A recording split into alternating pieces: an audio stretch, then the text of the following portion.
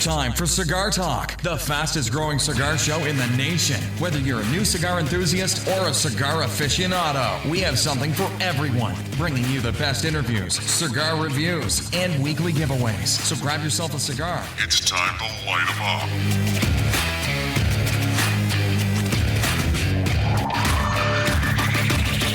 Welcome back, Cigar Talk. I'm your host, Rob Jones. We have the one and only Bryant Falconer co-host in the studio.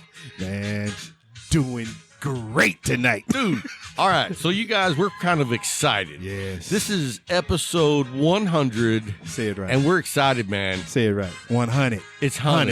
It's 100, the 100. 100, baby. So anyway, we are about to light up some cigars. Yes, and sir. what are we drinking over there? Oh, we're we are drinking drinking the old Jefferson's. Yes, Jefferson's Reserve. Reserve. Dude, and that was a gift from Sean. Yes. I want to give a shout out to him. Thank you again, brother. Dude, this is possibly one of the best bourbons that I've had. You have blessed me tonight. I have to say it. I have to say it. Well, you know, I've been branching out, and I got to say, I wouldn't say that this is my favorite. It's like one of the best I got you, that bro. I've had. I got you, bro. There's like the bold, the smooth. Yeah. This is like halfway bold. Halfway. No, way Because smooth. it sits there, and it's just like it's like a mist. It just hovers. It's like I'm still here. I'm still here. Yeah, exactly. I like that. And- I like that. Yeah, because I was like, dude, have you taken another drink yet? And you were like, no, Nope. I'm still enjoying because what it was still we- there. Yeah, it's lingering. I- So anyway, good guys, word. Bryant has showed up with a cigar for me with no band. And I haven't lit it up yet. I'm going to do that here shortly. Here are the rules. All right. Oh, I didn't know there were rules. Unlike him, it's not a dog rocket. Just It is a good stick. okay. It is a stick that I want you to blind smoke, enjoy, and just talk about it. I'm gonna. So All right. first, I want to say it is a semi-box press, Mm-hmm. which I'm a fan of. I'm a box press Jefferson fan. getting you red. Yeah. It's getting you celebrating Box a little bit. press fan. And so when I looked at this is a very nice looking light tan. It's not like so light that you would think it's Connecticut. Yeah. It looks to me more like a Habano, Okay. but I don't know.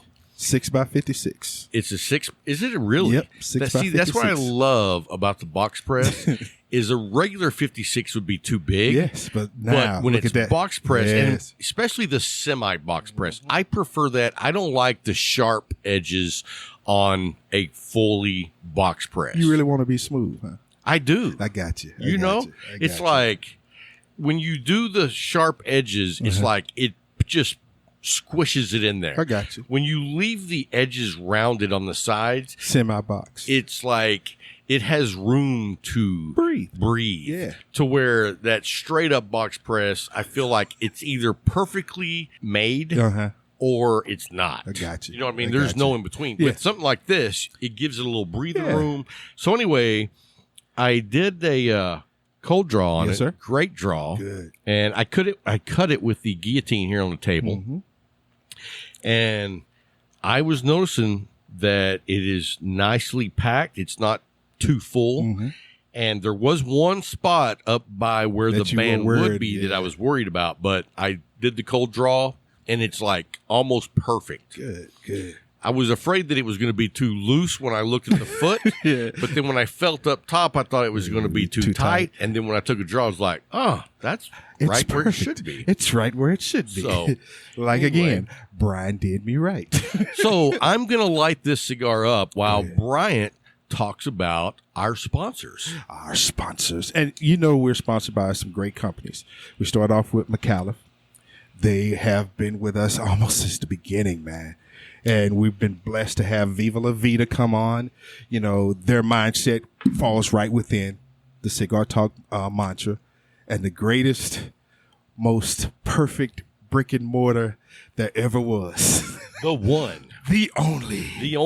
The Leaf in Abilene, Texas. Yes, sir. North 2nd. North 2nd. And and what's the address? Isn't it 1166? 1166, yes, sir. The only North reason I 2nd. know that was because I was there the day they put it on the window. So you saw it. 1166 And it's stuck in North your mind. 3rd. It's stuck in your mind. Because I was sitting in there looking at it through the glass, and it's reverse. Yes, it is. So it looks like 6611. if you were dyslexic, Yes. which I am. Where it's on 1166 North 2nd in Abilene, Texas. And if you haven't had a Micallef or a Viva La Vida, guess what? He carries them both. Thank you. And so Thank on our you. website, which is cigartalkpodcast.com, go by there. We'll have a link for the Leaf. If you want to call and make some orders, try out the Viva La Vida. Let's get your passport out and start trying the whole line of Micallef. Jay can hook you up. Tell the truth. And Tell the truth. I have lots of friends across the country who have ordered through Jay, and you know what they all say? One, he was like super nice to deal with, and then two, they got their shipment ASAP. There wasn't no waiting around wondering when it was going to be shipped. He told you it was there. Boom. You enjoyed Done. And that and what I love about that scenario is you're supporting your brick and mortar, and both of those cigar companies, Micallef and Viva La Vida, are brick and mortar only. Yeah, yes. So it's not a coincidence that Cigar Talk selects their sponsors very carefully. Hey. So we want to give a shout out to all three of Yes, sir. those. Yes, I mean, sir. talk about great people, great It's the companies. trifecta, baby. It is. It really It's is. trifecta. So anyway, man, back to this bourbon. Jefferson's Reserve. Wow. I took another swig. Did you? Yes, sir. And it's still sitting there. It's a mellow, like you said earlier. The pepper lets you know it's there, but it doesn't overpower. It just lingers. And I did a retrohale with the fumes, and I was like, oh man, that tastes better the second time. I was like, oh goodness, man, this stuff is good. It's man. really good, yeah. This stuff is good. So back over here to this blind taste Yes, test. sir. Yes, sir. So the draw is really nice. Mm-hmm. The retro hell on it. It seems kind of light right now, but I did the retro hell Uh-huh. also semi-light, Okay. straight up black pepper, but it doesn't burn. Yeah. You get it, and then it dissipates immediately, That's a which good you stick. know that's a good stick. That's a good stick. Because if you get one that just burns the shit out of your nose and it doesn't go away, Put it out. Get rid of it. or at least don't retro hell. Please don't. But this is a nice, clean cigar. I don't know what it is so far, but You will. I'll talk to you when you get to the last third. okay. I'll let the producer reveal. He knows what it is. Oh, he knows? Yes. Oh, okay. So everybody knows Luke Jones is our producer. Yes. Greatest producer out there, man. Well, that's only because we haven't met very many. I don't. The way he controls this house, woo, and lets you know what to do. I am enjoying this, man. I am, because it keeps us on that level. Because we all know with Rob, we can go way left, way right, Or way down. Yep. And he brings us right back to, okay, let's get back on point, guys. I love it, man. I love it.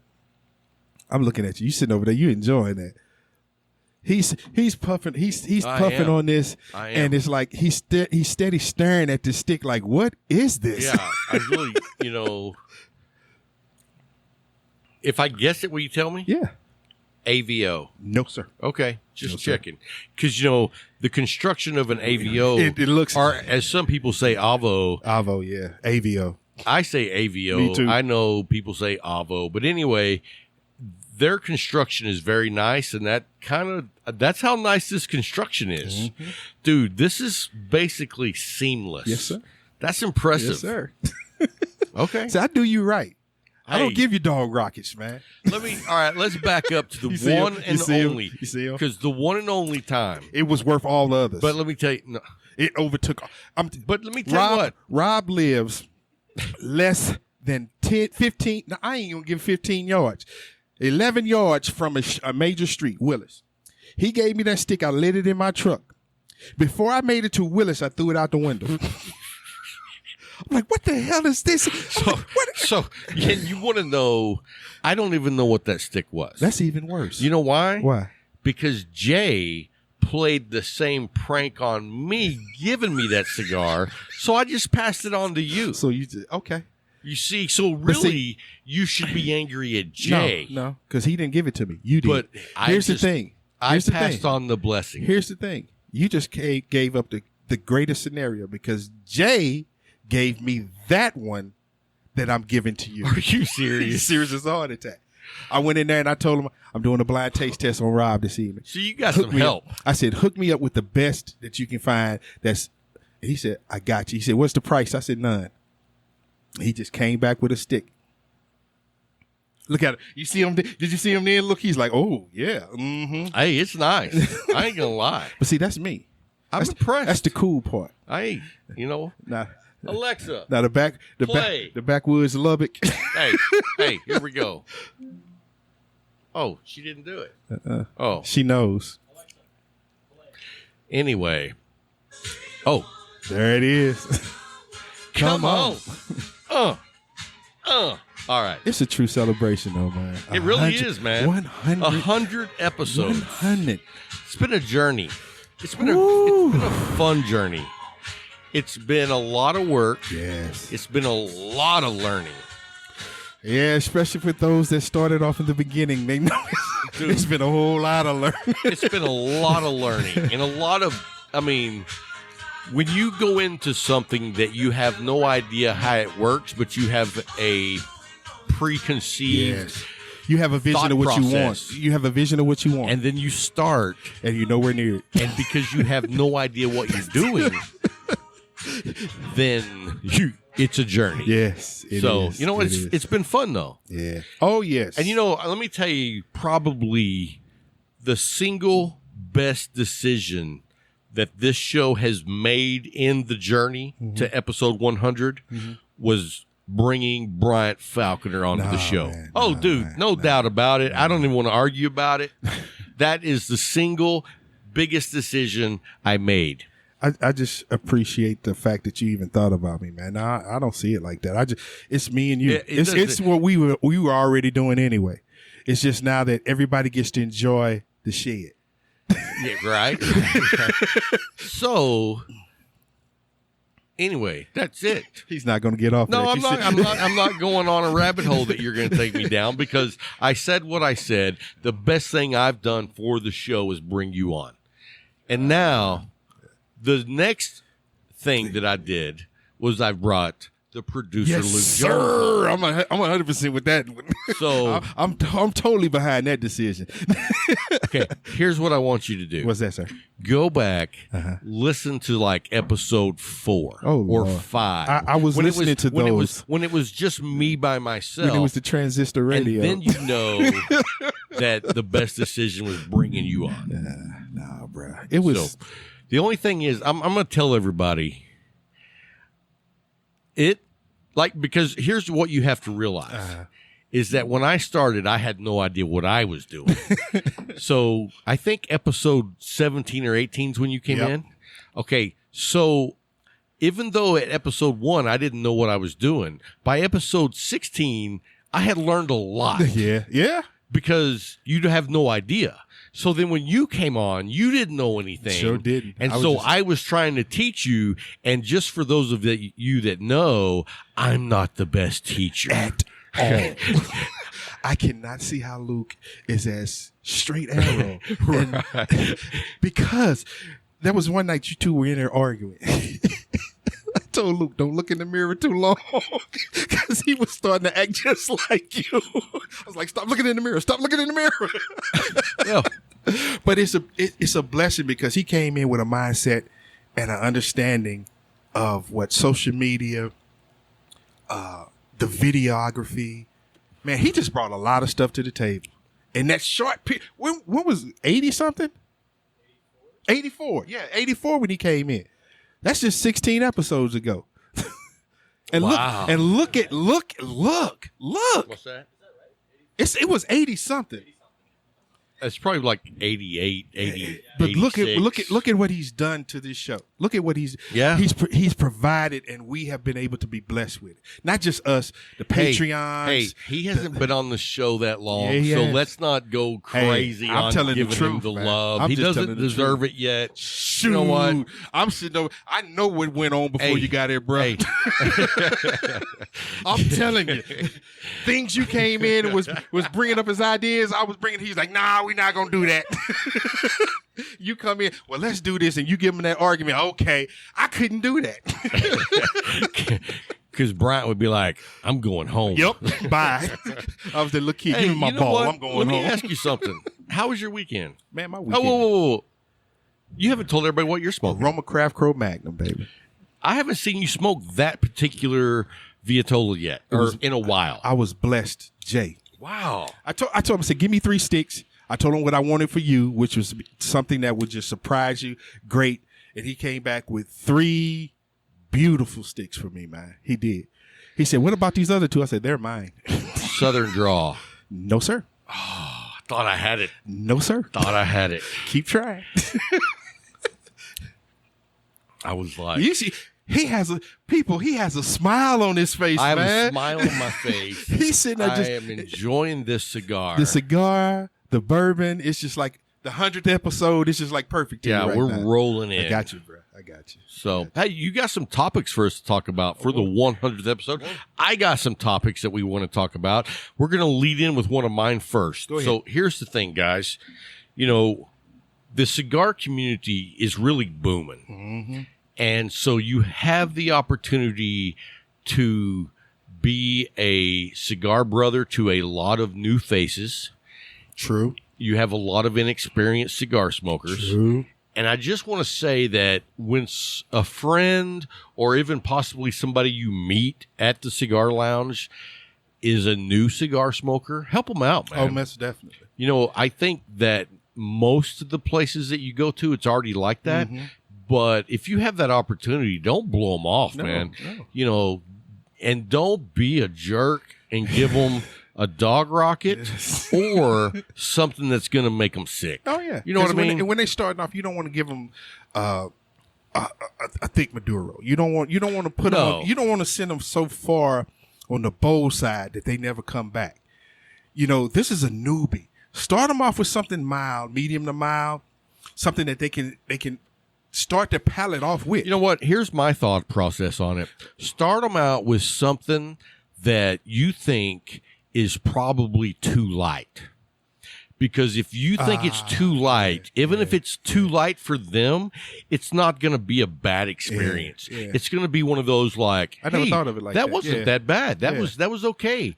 And it'll now, be surprising to them because most people Right. think that cigars are hard and heavy. Right. So if you give them something that's light, especially if you think it's too light for you, then it eases or them even into if you that think process. it's too light for them, it doesn't matter because they're brand new. How light can you go? 'Cause A they don't Monte know. Cristo Classic Connecticut. Holy cow, that's like puffing air. Wait a minute. He said a Monte Cristo. I got him. I got him. I'm just saying, you know what? What's that, bro? I'm going to give props Where to props that due. one Okay. cigar because for a beginner, It won't overpower. it won't overpower them. Mm-hmm. Now, there's lots of people that could handle something stronger, Yeah. but if you go too light, you're not doing any harm. No. If you go too bold, You ran him away. you could have made them sick and Yep. be like, "Oh, I'm not doing that Yep, again." Ran him away. LFD, baby. Anyway, that was my producers meeting. They wanted to talk about that. No problem. So we wanted to pass that along. But tying that into the cigar community, like we talked about a few episodes ago with Bugatti being burglarized. And, that I was looking up some information and I saw where Alec Bradley had got hit in 2013 and they took between $300,000 to $600,000 worth of inventory. And then you told me about Casa Cuevos Yeah. had their warehouse broken into, and I don't remember the exact number, but I know that they stole over, I believe, half of a limited edition cigar. So, I mean, most limited editions are no more than 500 boxes. Yep. So say they took 250 boxes, dude. That is a huge hit. That's a hit, man. But when you showed me the Alec Bradley that they were broken into and lost that, it's like, dude, that's 3 different ones that we know of. All in Florida. All in Florida. So, and it was funny because, you think, why would someone do that? And then what would they do with it? And then we sat there. And then your cop mentality came out and was like, you'd put them on the dark web and take cryptocurrency to sell them. And I'm like, dang. Wow. See, I was taught in order to catch a criminal, you got to think like a criminal. So if I got something that is highly known, I can't just sell it out on the street. I can't put it on Facebook Marketplace. Place to go to dark web. And then to cut the paper trail, cryptocurrency. Boom. You nailed it. Cryptocurrency. I collect my money. After Bryant told me that, I was like, dude, let's start a syndicate. Nope. Nope. I'm not going to jail for nobody. I'm selling something on the web. What can I sell? How about if I fill these bottles full of used cigar smoke? Oh, that is... Put them on the dark web. There's got to be some sicko on there that's looking for something weird. It's funny because my first full-time police job was in Venice, Illinois, Madison County. Madison County was pro-police. If I could catch marijuana smoke in the air and put it in a jar, I could get a conviction. That's how pro-police they like, were. look, Your Honor. Here it is. The film shows me catching it in the air from him opening his mouth. This is it. But, man, it's just like... Can you pass me that ball of Jefferson's, please? Yes, sir. Thank you, sir. I appreciate it. I really wanted to keep it to myself, but yes, sir. It's just it's a mindset, man, and people are going after... Cigar manufacturers are doing everything they can to stay open. They're doing everything they can to stay open. They're not just the manufacturers, because with Bugatti, it's accessories, too. Right. And then you burglarize them, and you take humongous amounts of inventory that hits them hard, especially in COVID. Come on, man. I mean, I can understand everybody's trying to feed yourself, but I just can't see that. I can't. The only reason I could understand someone breaking into a place and stealing that many cigars is like if they thought the apocalypse was about to happen and they were going to bury those cigars for future generations. If the apocalypse happened, there ain't going to be no future generation. Well, that one or two that survive and start the humanity over. I promise you, they're not going to be digging for 6. You don't know. It might be my lineage. Oh, yeah. He's not going to dig for sticks. He's going to try to make the world right again on the second go around. Hey, he didn't say you. We didn't say you. Let's just say if I made it, I'm going to go up in the mountains, light up a cigar, and sit back and look at all. Be like, look at these fools. Look at those people. Look at them. They're panicking, and I'm enjoying. And I've got all these cigars, and everybody's gonna be looking like, who is that guy on the mountain? Stay away. Stay away. So, all right. So, what else you got, brother? Hey, Sheepdog. Sheepdog. Fat Ash. Fat Ash. Brothers of the Leaf, Pennsylvania chapter. Distinguished Ruffians and the Smokehouse Gorillas. What do they all have in common? They're cigar groups. That's true. But they all have another thing in common. All right. Lay it on me. Protocol Cigars has announced a collaboration with these 5 cigar clubs. They're going to bring out a 6x60 Vitola. What's it called? I didn't see the name. They haven't named it yet. And it's the 5 what? 5 cigar clubs. The Sheepdog, Fat Ash, not ass, Ash. The Brothers of the Leaf, the Pennsylvania chapter, Distinguished Ruffians, and the Smokehouse Gorillas. Now, I know who some of those are. Yeah. I don't know all of them. Me neither. But I know 3 of them. Yeah, I'm not even going to mention the ones I know. Mm-hmm. But I'm kind of surprised that one of them isn't on that list. I don't know how I know who you're talking about. I don't know how you could go out and make a cigar that has to do with cigar groups and not include them. I'm with you on that one. I bet you I know who you're talking about. Barrel burners. Yes. I mean, 100%. They're everywhere. When I think of cigar groups, to me, it's barrel burners and ruffians. and don't get me wrong, There are others, I know yeah. there's ash holes, there's cigar fat porn, ash. all this shit, fat ash, all of them. There's a lot of them, but the two that stand out. that stand out to me the longest, that's been, here forever, has been those two, the barrel burners and the ruffians. And so I'm just kind of surprised that a cigar company, maybe I don't know, there could be some behind the scenes stuff where maybe barrel burners didn't want to be a part of it, or maybe they're working on something separate, or maybe, But we know who these five are. Yeah, so that's cool. That's cool. It's a blessing, man. And this is a collaboration again with the consumers. The consumers. Here's another cigar company trying to think about the consumers. Okay, these are the cigar clubs. These are the people that love my product. Right. So let me talk to them and see what they want, what they're about. Micallef set the bar. Yeah. They set the bar. With the Ambassador Club, they set the bar. And with the A, that's the first one. Dude, that's there the it is. icing. Yeah. There it is. That was the first time I'd ever seen it done. Yes. And, I think Micallef and Viva La Vida both go above and beyond and set the bar by only selling. Now, let's talk about this for a minute. What's that? Did you see the announcement with Micallef? About stepping away and staying with brick and mortars only? Yes. Yes, sir. How about that? So they basically, and I'm not very, how would you say, tender.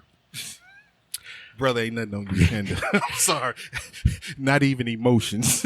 I mean, nothing is tender. I don't want to, and I am taking this out of context, okay? Just so you know, because no one has said this.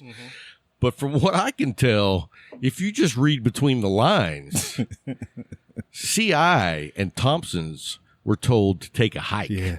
I'm done with because I am supporting the brick and mortars. Yeah. And so I love it. Yeah. And I don't know, I'm not selling anybody out. No. But no, I'm telling you a different story. About 8 or 9 months ago, we got an offer for a sponsor. Okay.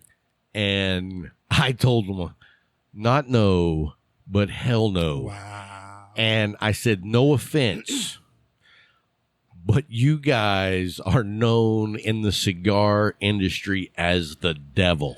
Ooh.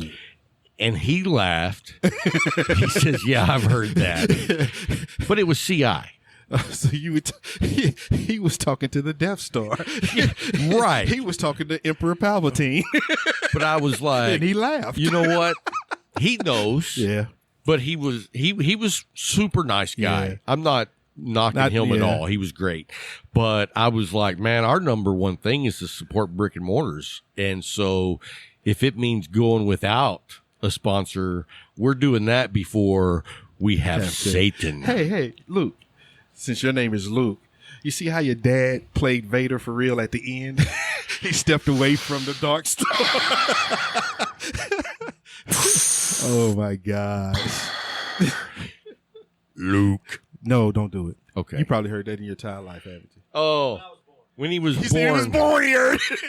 Dude, I came out the womb and I heard him saying something. I am your father. And I was wondering until I got 5.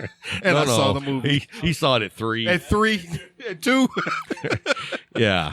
Wow. So It's cool, man. It's cool. That's been your mantra from the beginning.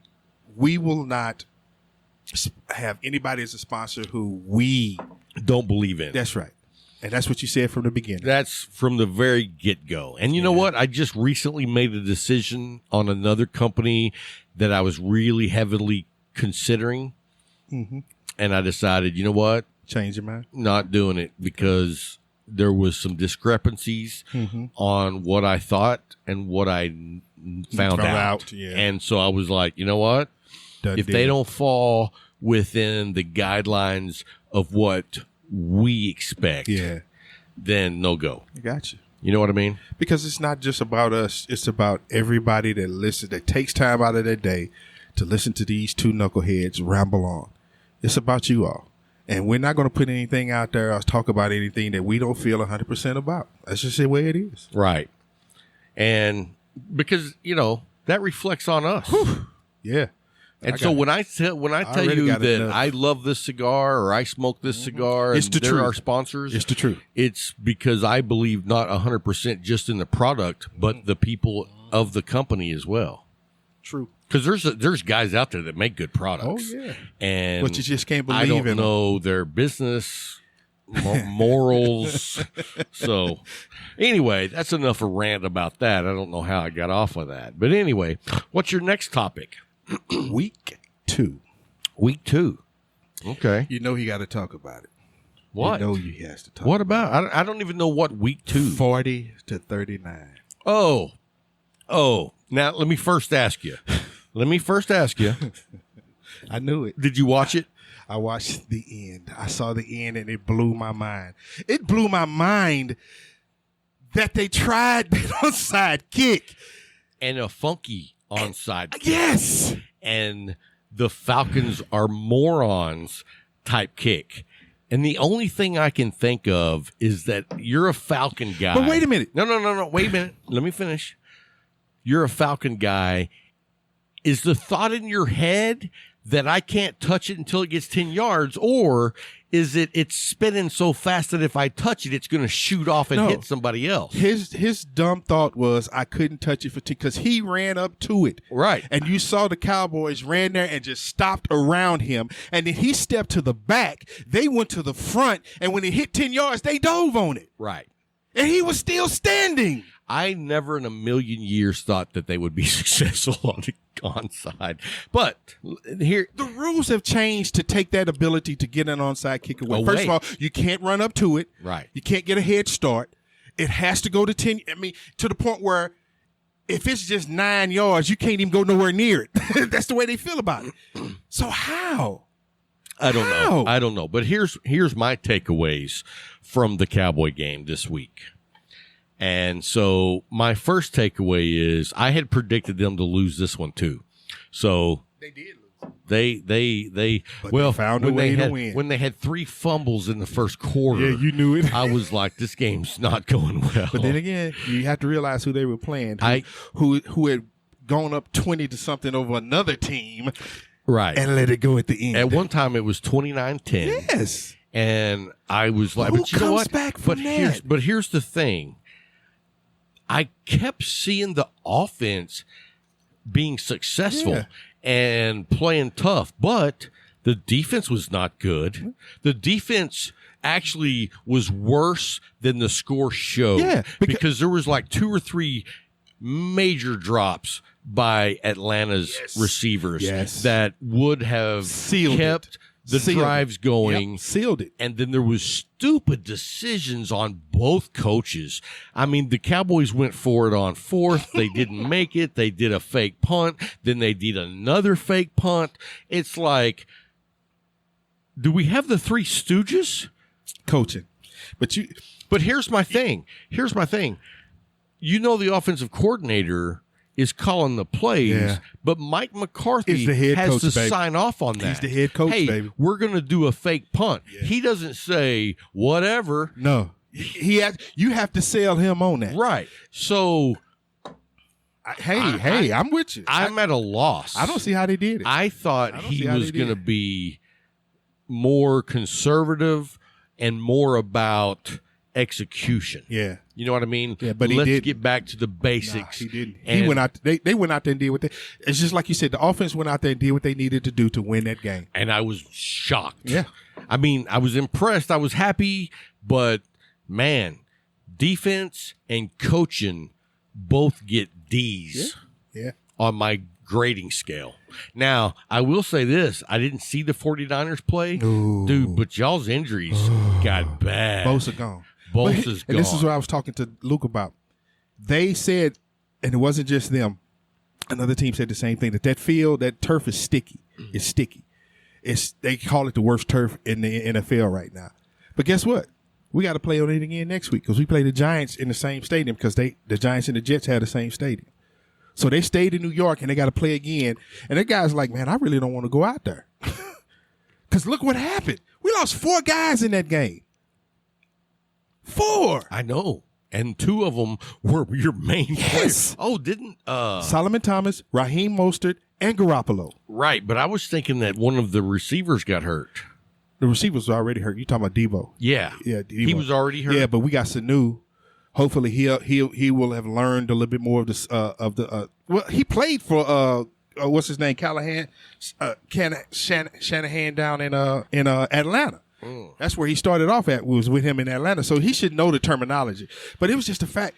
And here's the thing that got me. I was like, is this a true a signal of how bad the Jets are, or how good we can be? Because losing your 2 strong defensive linemen, your starting quarterback. It's a sign of how bad the Jets are. Anyway, and your running back who ran 280 yards. One of them they got called back. I'm not saying what level that puts you guys on, but the Jets have been historically bad for a long time. You know what I saw last night after the game? I watched the NFL channel, and they were talking about the decision when Belichick had got hired as the Jets coach because Parcells went upstairs, and then they did the news conference, and then they said, "Oh, wait a minute," and then he did the news conference saying he was the new New England coach. I was like, what would have happened if he'd have stayed with the Jets, though? They would have been successful. Yeah, because they fired Now Pete Carroll. you saw Brady won. Yeah, this week. Yeah, and then did the Saints win? I thought they did. played tonight. Oh, they played tonight. They played tonight. Oh, okay. And see, Carolina lost McCaffrey in that game too against Brady now. Well, and then also Green Bay. Yeah, they say Green Bay looks. Green Bay is scary. I haven't man. seen them play at all. Green Bay is scary. I know Ike is loving this, right? Ike and my son Brian Jr. because he loved Green Bay too. I know they loving this. You put my light in your pocket. Oh, no, I'll put it right on the ashtray for you. So let's get out of the sports mode. Yes, sir. For those of you who are not sports fan, we try not to dwell on sports too long. We don't overindulge it. So anyway, we have to talk about 2 teams. That's it. So what? Oh, we're gonna do our this week and this week only. Okay. Well, not only. That might be speaking out of turn. This week, instead of doing the pick 6, we're doing our top 10. Gotcha. 5 and 5. 5 and 5. So I kind of sprung this on you at the last moment. So I gotta add 2 more to my list. Yes. So do you need me to go first? Yes. Since I kind of sprung this on you. Because you did drop it in my lap real quick. Well, and I mean, sometimes I know that that's a tough call because I don't know how many sticks you're smoking each week. I assume you have at least 5. Yeah, I do. That you're like, yeah. At least 1 a day. Okay. Well, then let's go ahead and get started. And I'm going to go straight up the OM number 4. That's my number 5 of the week. I think it's a great stick. You've seen them on my Instagram page. It's a really nice blue and copper color band, semi-box press. I loved it. Great stick. And then my number 4 this week. Okay. I went by and picked up a Aladino, Connecticut. Dude, it's been a while. He stole another one off my list. Well, let me tell you what. That one's good enough to be on both our lists. But at number 4, a Connecticut making the list. Dude, that's a great Connecticut. Mm-hmm. And the construction was fantastic. I mean, it was just lights out. And then number 3 this week is the Aladino Corojo Reserva. Dude, you swinging for the fences, huh? Dude, I'm just telling you, the Aladino Corojo Reserva. Dude, they make a great stick. Yeah, they do. Make a great stick. So then my number 2 this week is I'm going with the Torpedo Viva La Vida. Went by, hung out with Ed and Larry this week at the Leaf back in the back. Yes, sir. Lit up that Viva La Vida, just kicked back, had a good time. Man, it was nice being back in the Leaf. Dude, and the back is really nice. Oh yes. I had to come up to the mic on that one. You mean? Oh yes. You mean tell you a secret? What's that? If you're going down there to meet Larry, make sure you get there early. Why is that? So you can get the chair that you can see out the front door. Because if you don't, he's gonna get it. He's going to get it. That's his chair.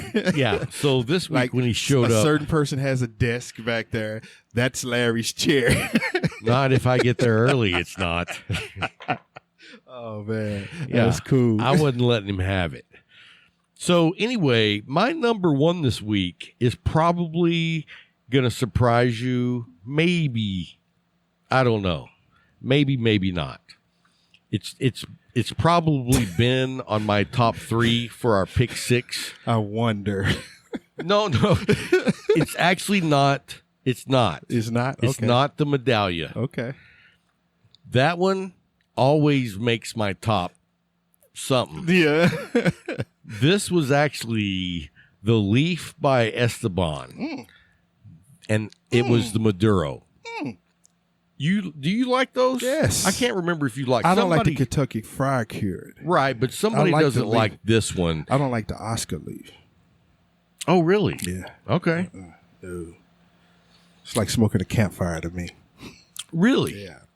It's just my personal palate. I don't. I know people that love it. I do. Okay. I know a lot of people that love Well, it. To that's my top 5 for this week. Lay on me what you got, and let me shoot them down. my number 5. But hey, let me tell you this. I don't know what I'm smoking right now, but that is up there on my top 5 of the Well, week when he if I gets- knew what it was. When you let him know what it is, Luke, he's gonna be. So my number 5 was the Joya de Nicaragua Cuatro Cinco. Oh, good stick. Good stick. Number 4, my favorite, Viva La Vida Series 500. Oh, dude, I saw the Leaf got some more of those in. Oh, I was looking in my humidor. Oh. And there was one. I was like, I want this. I gotta have this. Now, see- but now I know that they have some more. They didn't have very many. I'm going down there. They had sold several. I'm going to go But down let me there. tell you this. I was telling Larry about your humidor situation for when you were digging in the bottom Yeah. and you were smoking all these good sticks. And I was like, he's doing it wrong. And Larry agreed with me. Yeah, I'm supposed to Smoke smoke them those first. when you want to Yeah, smoke I them had to because smoke 'em. then you have all those great sticks that you have to smoke. And it's like, I don't really want to smoke it because this is so good. So anyway. My number 3 was the Aladino, Connecticut. Oh, nice. Great See, smoke. you jump Hey, me on that. you know one. what? I hadn't had one in several weeks. So it hit me, and then I had a Perdomo 25th anniversary. Oh, nice. The Maduro? Yes. That's a great stick. Do you know what I love about that stick? Is that thick, oily wrapper. Oh man, I sat there and I had coffee with it. I had the Moose Mountain that was it the Ethiopian, yeah. Ethiopian you get. Boy, those hit together so smooth, man. I smoked that Saturday morning. I was just sitting there, I was like, this is on hit. But my number 1 took everything, and it was the Lindea. Oh, the Leyenda. Leyenda, yeah. I call it Lindea, the Leyenda. You know what's funny? Is you know who smoked that stick this week and was going on about it? Who? Big Larry. What? Yeah. I don't know. I don't remember. You He got told him out me. of Maduro? You Huh? got him out of something bold? Right. Well, you know, he told me 2 weeks ago that he was starting to enjoy some of the mid power stokes. Boy, when your palate wakes up. Dude, right? God, when the palate wakes up. Dude, man. exactly. And so he was telling, and I had gone in the humidor and picked him out some sticks. And like the next week, he was like, hey, have you smoked one of these? And he sent me a picture of the Leyenda. And I was like, oh, yeah. Yes. Oh, yes. I was like, many that times. was my number 1 this week, man. Well, and he was going on about it. And so when we met at the Leaf the other day, I was like, so tell me about that Leyenda. And he was like, you know, I was really impressed. And I was like, yes. he's growing. He's growing. He sees the light. Because he's been he's a longtime veteran Yes. of quality bourbon. Oh, yes. If you want to know bourbon, he Talk to knows Larry. a lot. Yep, talk to Larry. In fact, he even knows a lot of Scotch. Yeah, he was a bartender. Well, yeah, that helps. Yeah, so he got to sample a lot of great bourbons and scotches. And not just a bartender. Yeah. He's a bartender at the Air Force Officers Club. Yeah. So, those guys are drinking some good stuff. Yeah, they were above the E Club. We had more beer than liquor. So Right. officers had the liquor. We had the grog, as we called it. The grog. Yep. Nice. But, man, that's my 5 for this That's week. a good 5. So there's top 10 right there. Yes, sir. You know what? On our page, when we post the episode down in the show notes, I'll recap the cigars. Cool. Because a Patreon was asking me, hey, man, could you start telling us in the show notes what the cigars are? So they can that try way, them. because they might be driving. They can't be writing stuff down. Please don't. So we'll start putting the pick 6 and the top 10 Gotcha. whenever we do those. On the show notes. Gotcha, So anyway, bro. how's that bourbon doing you over Bro, there? I'm on my last little bit. I want to savor it. Are you going to have another? Yes. Oh. I can't go without another. This stuff is good, man. Well, you're on your second. Yeah. I just poured my 4th. Jesus. But that's a small pour. It is. For you. Yeah. Definitely for you. Tim will be over there, Rob. It's not a gulper. Yeah. Hey, so what are you doing next weekend? I'm going down to Killeen, my son's 25th birthday. Dude, you go out of town. Hey, my son, this will be the last time that I'm going to celebrate his birthdays because next year he will have a child. I get you. And he knows. I've told him. I said, once the baby's born, you're done, bro. You're dead to me. You're done. It's gonna be all about my grandchild. I'm gonna be like, I'm gonna be the grandfather that they want to stay with all the time because that's just where my mindset is. I'm with you. So he's gonna get a big splash going out, and that's gonna be it. Now, how old is Bryant? He'll be 25. 25. Yeah. So that's a good time Yep. after 25 to have a grandkid. Oh, yeah. Because you know what? Like, I have an 18-year-old girl and a 20-year-old son, and I'm like, I don't even want you to think of having a kid. I'm so thankful that he did it because I got 3 girls. Really, with my stepchildren, I got 4 girls. And the boys are the ones that have given me grandchildren. Really? Yeah. Because with my Interesting. stepson, Taurus, he has 2. He has 2. I have 2 granddaughters by him. Cool. One here and the other one's in Germany. Wow. Yeah. Joy. My Joy. That's her name, Yeah. Joy? And she's in England? Or Germany. Germany. Yeah. Joy and Avery. Very Avery's the nice. oldest, yeah. And who's in the military over there? My stepson. He's here. He's back here now. He's at Fort Hood now. Oh, He's okay. an MP down in Fort Hood now. So that's the one that you went to see last weekend? Or The weekend before last. So did you go anywhere this weekend? Nope. Wow. Awesome. And you didn't call me. You didn't text me. I just sat in the house, man. I have to have a mental rest now because I've been Well, yeah. After the last 3 weeks, dude, you haven't been in town for 3 weeks in a row. And then I'm going out of town next week. Well, the reason I was asking you is because Tim and Mark are both coming next weekend. Sorry. We're going to do an episode. Enjoy yourself. And you know what? It's not going to be a cigar talk episode. What is it going to be? I have no idea. It's just going to be like, A BS hey, session? this ain't cigar talk. Nowhere near. In fact, Please do not even think that they are. this is NC 17. If they had an NC 40, Say, this would be it. because this is going to be a no holding Holds back. yeah. Just I hanging need one out. of those sessions. I know. man. Woo, I need one So of I those think sessions. we're going to try to put together a game of like Hold'em, and then we're going to do that on When are they Saturday leaving? night. Oh, shoot, because I'll be back Sunday. Well, we will record on Sunday. I'll be what back time will then. you be back? You just let me know, and I'll make sure I'm back. Noon. Oh, shoot, that's too early. Make it about 3. 2. 3. 1:30. 3. 1. 4. We'll see if we can do 3. Gotcha. Hey, are you available? Yeah, I can do that. Okay. Yes, Because 3. I would like to do video on that as well. And so this is going to be the celebration of hitting 100 episodes, Yes. but on the outside looking in. You know what I mean? So, hey, let's tell everybody who our special guest is coming up later in the hour. Hey, the one, the only, the greatest. Dude, now Micallef. 100 episode we get the man. I know, man. Man. You know what? I had the privilege of sitting down with him and just talking to him one-on-one. I was just saying, having them pay for lunch. No, you know what? We didn't do lunch. We didn't, because, COVID. Yeah. It's it's not like it used to be. I know. I'm waiting for the time that we get to do that again. Yeah. But it was just a blessing to sit down with Al Micallef and have a one-on-one conversation with him. And it wasn't all cigars. You know what I mean? It was, I wanted to find out a little bit about his history because Did you pique his mind? It's a rich history. Yeah. And I mean, just the way that he has gone about doing a cigar company blows my mind. It blows a lot of people's mind. Because and your ability to bring that out of them. Dude, here's the thing. When I first heard of Micallef cigars, I heard people like trying to put a big man down.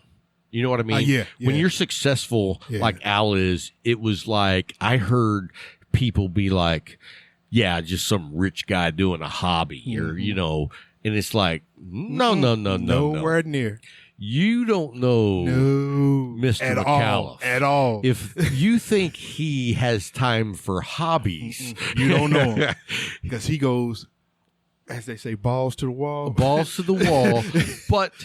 And not traditionally. No. Because when you look at the cigar industry, it's a very traditional outlet. Now, there are companies that are breaking the mold, and they are doing flashy things. And that's the new mindset. They are doing themes, and they are doing some different things.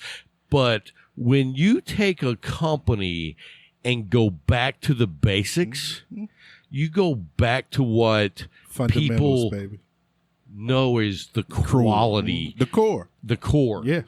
And so when you go there and then you make a commitment to the consumers and to the brick and mortars, dude, your base. You know what it reminds me of?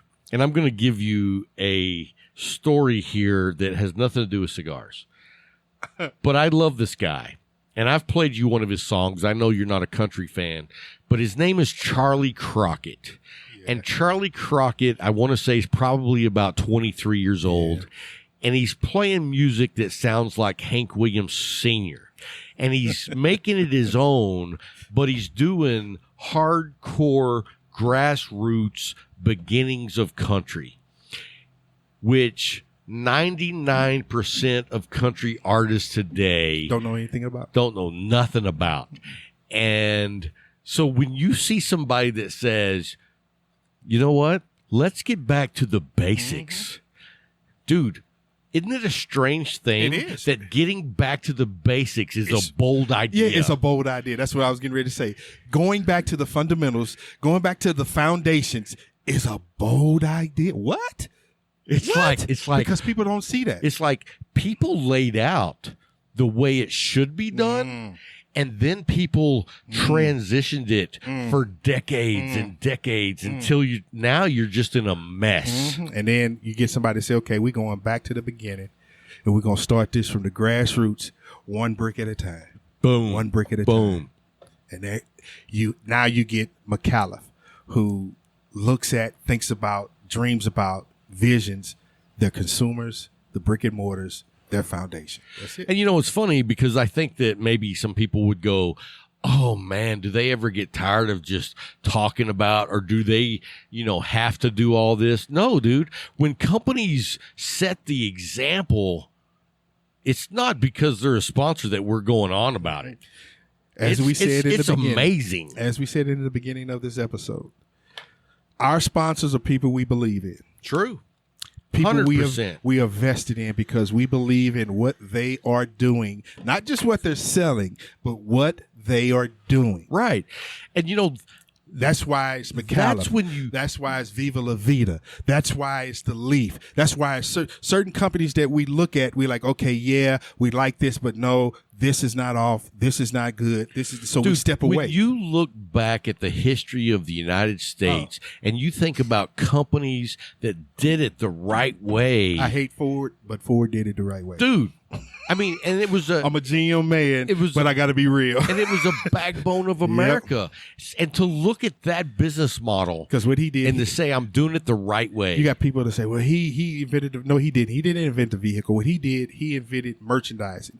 He invented the ability to take He a piece of invented metal, process. yeah, and take that piece of metal and bring it to this. And he revolutionized that. That's what he did. He stuck with that to the point where at one time he was number one in everything. Everything. Yeah. And so that's what I love about the guys that we have as sponsors. You know what I mean? Because when it comes right down to it, you're doing the best in all aspects. And thinking about the people that you're trying to attract. And that's where it comes down to the cutting the nuts. Cutting the nuts, son. So, hey, guys. Stay away from the mirror, Luke. Let's take a quick little break. Yes, and sir. when we come back, we have A surprise. the man, the myth, the legend, Yes. Al Micallef. We'll be right back after the break. Would scare the crap out of any mafia guy, you know. So it was an interesting time in my life. It sounds like an interesting life you've had, Al. I have. I'm very lucky. I want to take this time to say we're so thankful to have you joining us for the 100th episode. We're here at the Micallef headquarters, and we're just thankful that you're willing to join us. We thought about who we would want for the 100th episode, and right away I messaged Dan and was like, what's the chances of us getting Al one-on-one? And he was like, I'll see what we can do. And bam, here you are. Well, I'm delighted and frankly honored that you would even think about picking me for this episode. I wouldn't have picked anyone else. Oh, thank you. And after I got done with thinking about you, I started thinking, I don't know of anybody else I'd want. And then I thought maybe Dan. And then I was like, no, we get somebody else. No, Dan's No, we just had Dan on the show 2 weeks ago. he's way more factual than me, and and he's a lot brighter. I can tell you that. He's a pretty sharp guy. Yeah, no question. You've assembled a pretty amazing team, actually.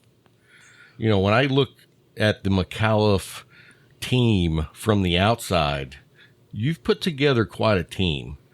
And it's not your normal cigar company team. Like when you look at other cigar companies, you see guys that have been in the cigar business for 20, 30 years. And you've put together a team that they love cigars, but they haven't been in the cigar industry. So they bring all these fresh ideas and perspectives that I think is completely changing the face of the cigar industry. I can tell you that, none of us had a strong cigar background. And believe me, that has some real advantages to have that background. But you do lose the creativity of, hey, let's approach it this way, or let's solve this problem, or, where are the opportunities at? And, traditional companies might attack it the way other companies have over the years. With Dan and Amanda, and Dan's the one who really fostered the support of the brick and mortars, because I applaud that, because I the more and more I thought about it, the more I get involved in travel to brick and mortars, I begin to realize, and the more legislation and in San Francisco, in some areas, you can't even smoke in your car. Oh, I've heard. Yeah, and you certainly can't smoke outside. I feel very strongly that the people that are going to continue to make this industry strong are the brick and mortars that you're allowed to smoke at, or have a drink at, or be with your friends, unless you're going to be smoking in your backyard. Right. By yourself. Right. Or with your wife going, Robert, are you out there again? No. My wife knows where I'm going to be. Yeah. So, yeah, and I think that the brick and mortars is the real value of the community, because that's where the community meets to relax and get away from the stress of the world and just enjoy the camaraderie with other cigar smokers. Yeah. And what you guys have done, and I've said it before on the show, that a lot of cigar companies say they support their brick and mortar. You guys put your money where your mouth is. I mean, you led the way in showing this is how we're going to support the brick and mortar. And so it's blown me away with the Phoenix program that y'all did this last few months. That was, I mean, if that was not supporting the brick and mortar, there is not supporting the brick and mortar. And you know, the passport program. Oh, just absolutely drives people into the stores to buy cigars to stick the label in the passport. But I mean, being a retailer as well as a manufacturer, as well as whatever, I really understand the need for supporting as much as you can your customers. And that's what we're trying to do. And we're not done yet, believe me. Oh, I have no doubt. Because I'll tell you this, the first 6 months, I was blown away and I was like, wow, they've really changed things. And then the next 6 months, I was like, these guys never quit. They keep innovating. I mean, every 3 or 4 months, there's some new idea that's coming out, and I'm just blown away. I mean, you guys named a cigar to say thank you and pay tribute to your ambassadors. Yes, sir. No one's ever done that before. The ambassador program, nobody else has done that. I mean, just the things that you guys have done. There's a private group on Facebook just for the ambassadors. And now that has developed into its own community. Yeah. I mean, if you guys, and Dan and Amanda and Sam, Andy, everybody's on that page talking to all the ambassadors. But if all the Micallef people left that page, there's already a community there that would go on to exist without those guys. Yeah.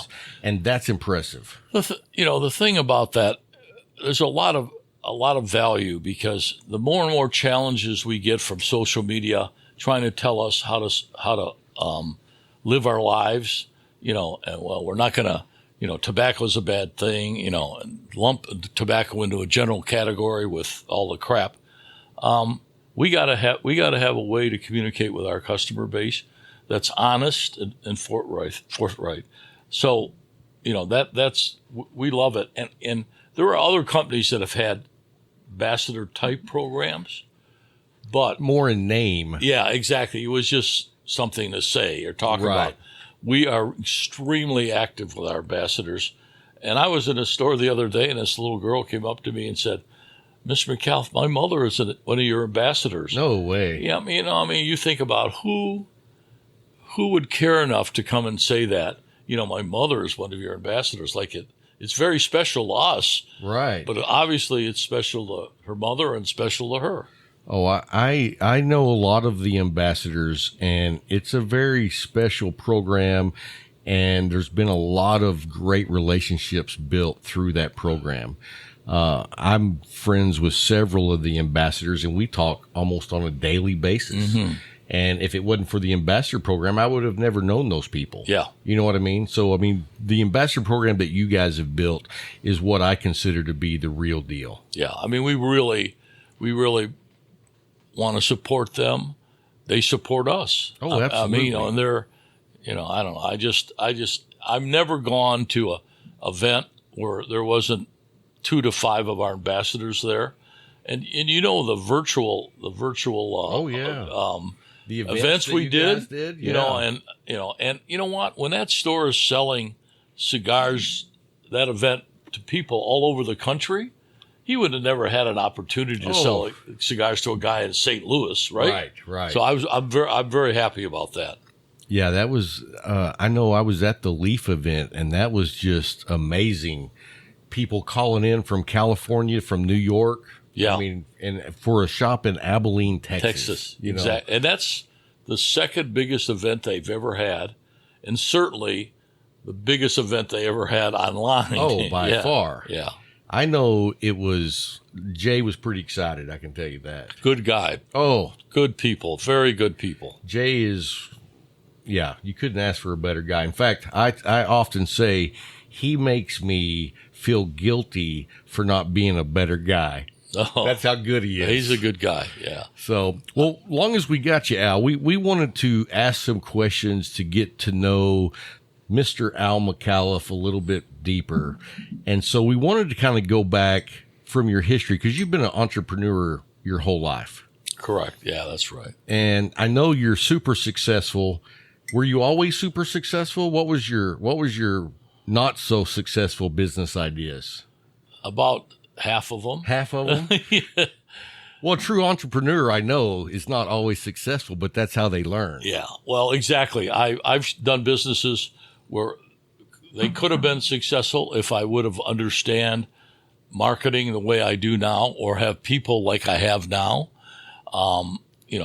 Because you just scratch your head and say, I remember we made heating pads that fit in a microwave out of silicone, okay? Okay. And they would heat up and they'd stay warm for, hour and a half. And, we had these for arthritis, and it was a great product. Were we successful? No. The people that whipped our butt had a bag of beans. No, honest to God. My wife has a bag of beans you heat up in the microwave. Heat it right and stick their hand in it. Right. And, I've got this high-tech silicone that filled with silver, so it, would help hold the temperature. And wow. And all of a sudden, a guy shows up, gets on in the Sunday supplement, and ends up selling millions of them. And I still got a warehouse full of mittens. So really, yeah, but stuff like that. When I begin to understand, at least now in the cigar business, and now we don't do a lot of advertising in magazines, based on all of our history and studies, that the decision makers in the cigar industry are your friends. Absolutely, right. A humidor representative, that somebody's in the humidor that suggests something to you, but you don't go through magazines and you may say, "Oh, the cigar of the year, I want to try that." Sure. But it's not where the decisions are made. Yeah, I agree with you. Like, as far as magazine advertisements go, I don't remember ever seeing one that caught my eye that even made me think of trying it. And like you say, on the top 25 that come out once a year, I usually want to try 3 or 4 in that whole list. Yeah. And then once I try them, I usually don't smoke them again. Yeah. You know what I mean? I was like, I just compare it to really like, well, they got that wrong. Or, yeah, that's really good. Yeah. But, yeah, most of the smokes that I smoke is off recommendations or a tobacconist that I know and trust. And I think that's where you really find the value is when you know a good tobacconist. Exactly. And, of course, the only magazine that catches my eye, and your son Luke may agree with me, is Snob. Cigar Snob. They have the best looking covers. Yeah, for sure. For sure. Yeah. In fact, we were ribbing back and forth, me and the guy who runs the Cigar Snob magazine on Twitter back and forth. He was saying the best cut was a straight cut. And I was like, oh, no, the only cut is the deep V cut. Yeah. And we were going back and forth. And I was like, I hope he knows that I'm just joking. Yeah. But seems like a really good guy. So you're from Detroit originally. Like, what did you do in Detroit before you came to Texas? What was your main business then? Well, I took over a bankrupt rubber company. Okay. For I worked at General Motors as a manager, and my best friend's family owned this rubber company, and all their managers left and started a competing company. And they were, they had some serious issues. So I had vacation coming from General Motors, and I said, I'll tell you what, I'll come over and help you. And I never went back to General Motors. Oh, wow. Yeah, I came over, helped them for a few weeks, and then thought, I could run this business. And so I did. And eventually we turned it around and made it profitable. And then it got bought by one of our best customers. Oh, wow. But the only way that they would buy the business is if I stayed. And I said, the only way I'll stay is if I get a small piece of this. Right. Well, so that's how I got into the rubber business, right? Okay. Yeah. And back in those days, I used to pay attention to all the details, and, which I don't do now. Dan can tell you that. I'm worn out from that. But Dan and his team do a great job. Well, I mean, think about it. You're 77 now. Yes, sir. How long has it been since you were coming in every day? 5 years, maybe. Yeah, that's not very long. No. I mean, until Dan showed up, I had no confidence in some of my team. But I made a vow to myself, because my board was on me to do something. But I made a vow: I'm not hiring anybody unless we match thinking. A guy that's honest, has no hidden agenda, tells you like you call it, doesn't blame people, addresses the problem. Because I've been through that with top-notch guys. Okay? Right. So and Dan Fit the bill. and we met not accidentally, but we met at the Cigar Lounge. Oh, really? But we had he had like a 3-year interview. Because we were together almost every day. So. You're like, after 3 years, I know this guy. Yeah, and I actually asked him to help me when Janie got cancer, because I was not only spent a little more time with her, but was preoccupied. Sure. And Dan jumped in there, and he decided to stay. And how nice is it now, for the last 5 years, that you've been able to step back and not be under the gun every day? I mean, have you gotten to the point where you enjoy it? I do. Because I assume you were a workaholic at one time. Well, I would start I'll be at the office at 5 a.m. Right. I don't think I ever left. I can count probably on one hand that I was there after 6 o'clock. But I like the mornings. Sure. Dan can tell you, if you don't have some free time in the morning, because Dan's a lot like me, his doors never close. So people are coming in all day long, So it's nice to not have that pressure. But believe me, these guys keep me busy. Do they? Yeah, because they're always scheduling something, or or I'm at some event somewhere, and our salesmen finally realized that this guy may be an asset at an event. Right. They figured that out. Yeah. So during COVID, have you been able to stay home more, hopefully? Well, I had to, because they wouldn't let me come in. Oh, I can show you where my office door was nailed shut. really? I can show you the nail holes.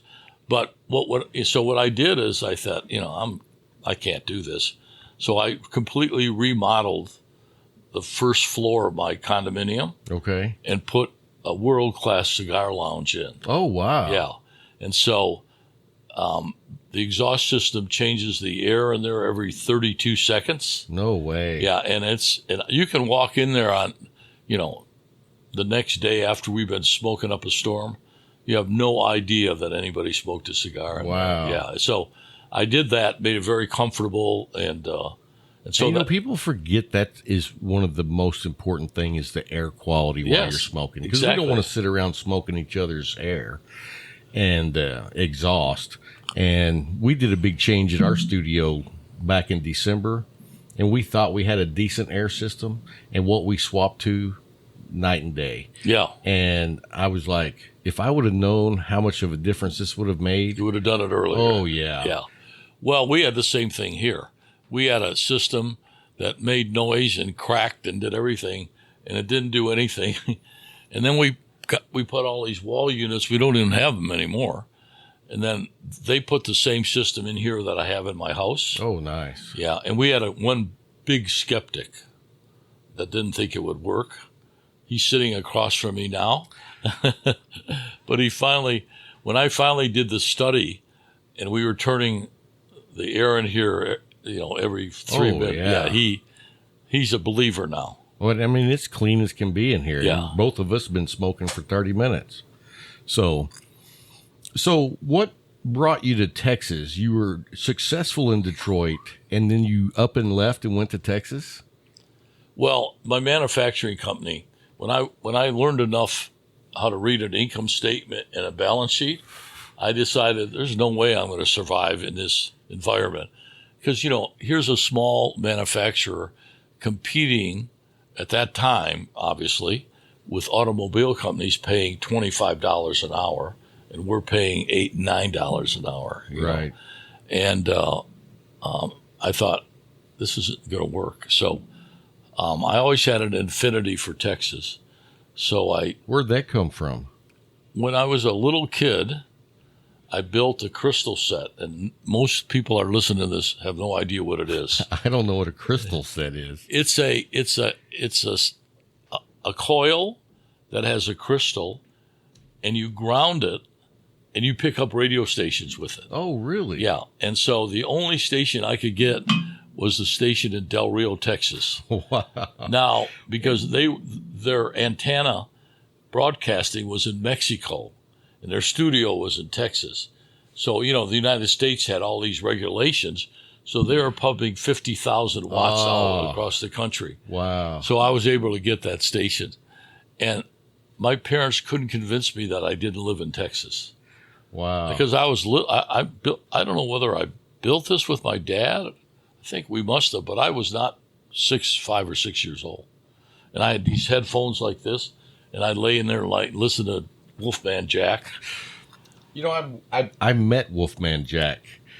I lived in St. Louis for a short period, and when I went to the mall one day, I seen this guy walking, and he was wearing black from head to toe with a sports coat, and he had that goatee with silver in it, and he had two big guys with him, so you knew you weren't going to mess with him, but he was just as nice as he could be. But, I grew up, my parents were about your age, and so I grew up with, what's that movie, American Graffiti? Oh, yeah. So I loved Wolfman Jack the whole time I was growing up. That's one of my favorite movies. Oh, great movie. Yeah. Classic. So you listened to Texas radio as a young kid, and in your 30s, you decided I'm moving to Texas. Yeah. And where'd you move to? Did you move to this area? I came to, I was standing at the Dairy Queen in Weatherford, Texas, on the way to Mineral Wells because they shut down an Army base, and there was a lot of available buildings, and I thought I could get one of those buildings and move my manufacturing company into one of those buildings. Oh, okay. So I'm standing in line at the Dairy Queen, and a guy in front of me, he looks back and he talks to me. And he said, "What are you doing here?" And I said, "Where are you from?" And I told him I was going to Mineral Wells to see if I could set up a manufacturing plant, and it was the city manager at Weatherford. Oh, wow. So he says, "Well, why are you going out there?" I said, "Why don't you come here? It's closer to Fort Worth." And I said, "Well, you don't have anything here." I said, "You have no buildings? You have nothing." He said, "Well, what if we could build you a building?" And I said, I certainly will listen to what you have to say. So he and I became friends. We ended up going to Washington, D.C. and get an EDA grant to build this park, this industrial park. That road out there, I consider my own road because I helped get the money to pay for that road. So this is where it's always been? Yeah, it's always been here. Yeah. Wow. And so the Weatherford Industrial Plan built the original manufacturing building for me. Then 2 or 3 years later, I needed to expand because we were, based on our new costs and productivity, we had to expand. And I went back to the Weatherford Industrial Plan, and a lot of these old farts didn't want to take any more risk, although we've been really successful. They said, "No, we're not going to do it." And I go, "What am I going to do?" So I paid the next payroll in $2 bills. I covered the city of Weatherford with $2 bills. Everybody had them. Wow. So, they began to realize the impact. At that time, we had 500 people on the payroll. So it was Which was probably in the top 10 of. Well, we were the largest. Employer in the county at that time. So people began to realize, and everybody's talking about it. Kid comes in from work and he's got, that many $2 bills. So they immediately the next week approved the expansion. Wow. Yeah. So that was one of the problem-solving methods that I was very proud of. And my son Mike always thought it was a story.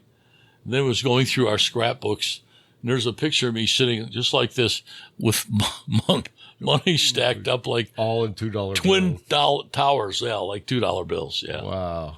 it was a fun deal. So, so I had an affinity for Texas, anyhow, and I thought, I wouldn't mind. And I came down here in Detroit because one of our customers used to be General Dynamics. Okay. We made seals for them. We made seals for the F-111. Oh, wow. Yeah, the swept wing fighter or bomber. And so I kind of knew, and I kind of liked Texas. We used to eat at El Phoenix because we thought that was the greatest Mexican restaurant in the world. We found out it's really not. Yeah. Me and my wife used to love El Phoenix when we were young. Yeah. And so you're also in the restaurant business. Yes, sir. How did that come about? I mean, you're in the injection molding company business.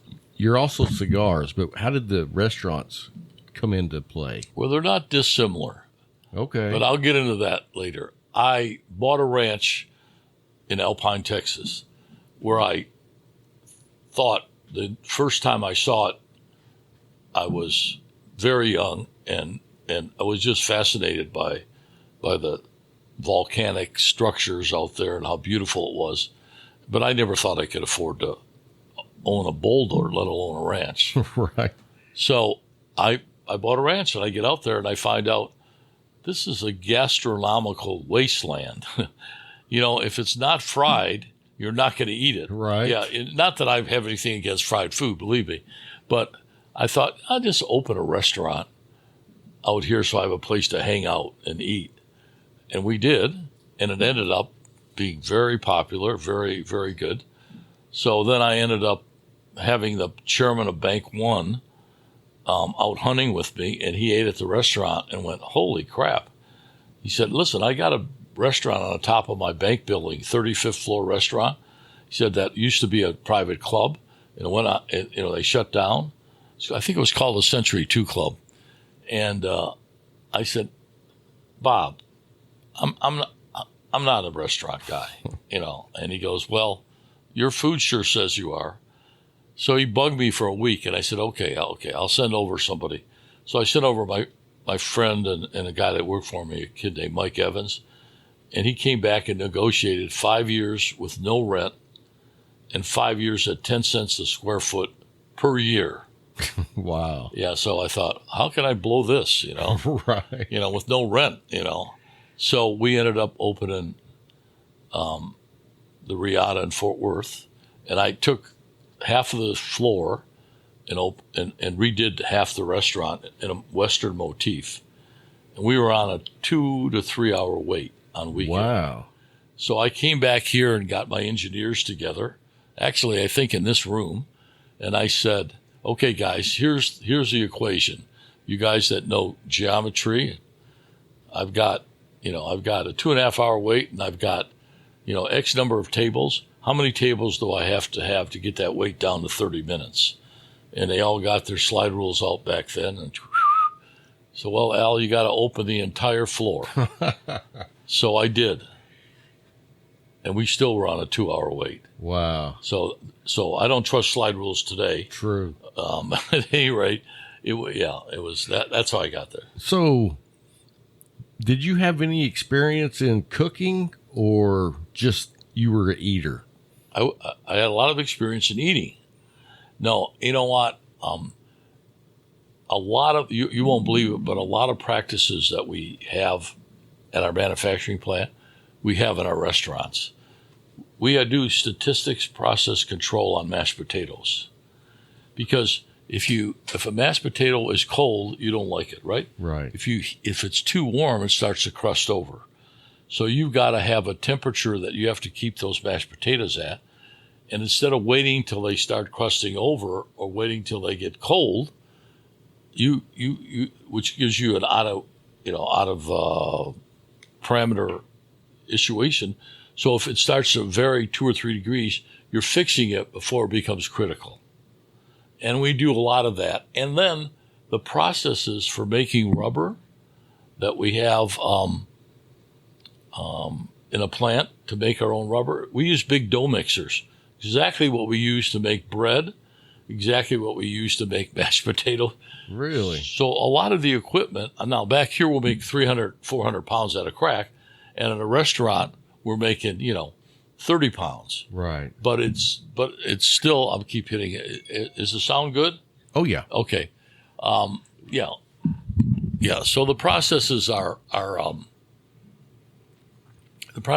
similar, but training is the key in a restaurant, and consistency. And you have to, when you make rubber to make parts out, it's got to be consistent. Perfect every time. It's got to be, because you've got a real sophisticated process for processing the raw material into parts. And if the temperature is wrong, or some of the parameters in the raw material, the durometer's not right, or specific gravity's not right, you're not going to have the same product. So that's why I think a restaurant, we've adopted a lot of the same processes in a restaurant that we have in manufacturing. That's interesting. Yeah. And I got to say that when I tell people about restaurants in the DFW area, the only one I recommend is the Riata Al. Well, thank you for that, for sure. It surpasses any restaurant that I've been to. And it just made me think, what does Al know about cooking? Nothing. But you know about putting processes in place. Yeah, exactly. And training. Yeah. Because your staff was spot on, the food was spot on, and I didn't have to wait for a table at all. Of course, I was with Al. That might have made a little bit of a difference. Sometimes.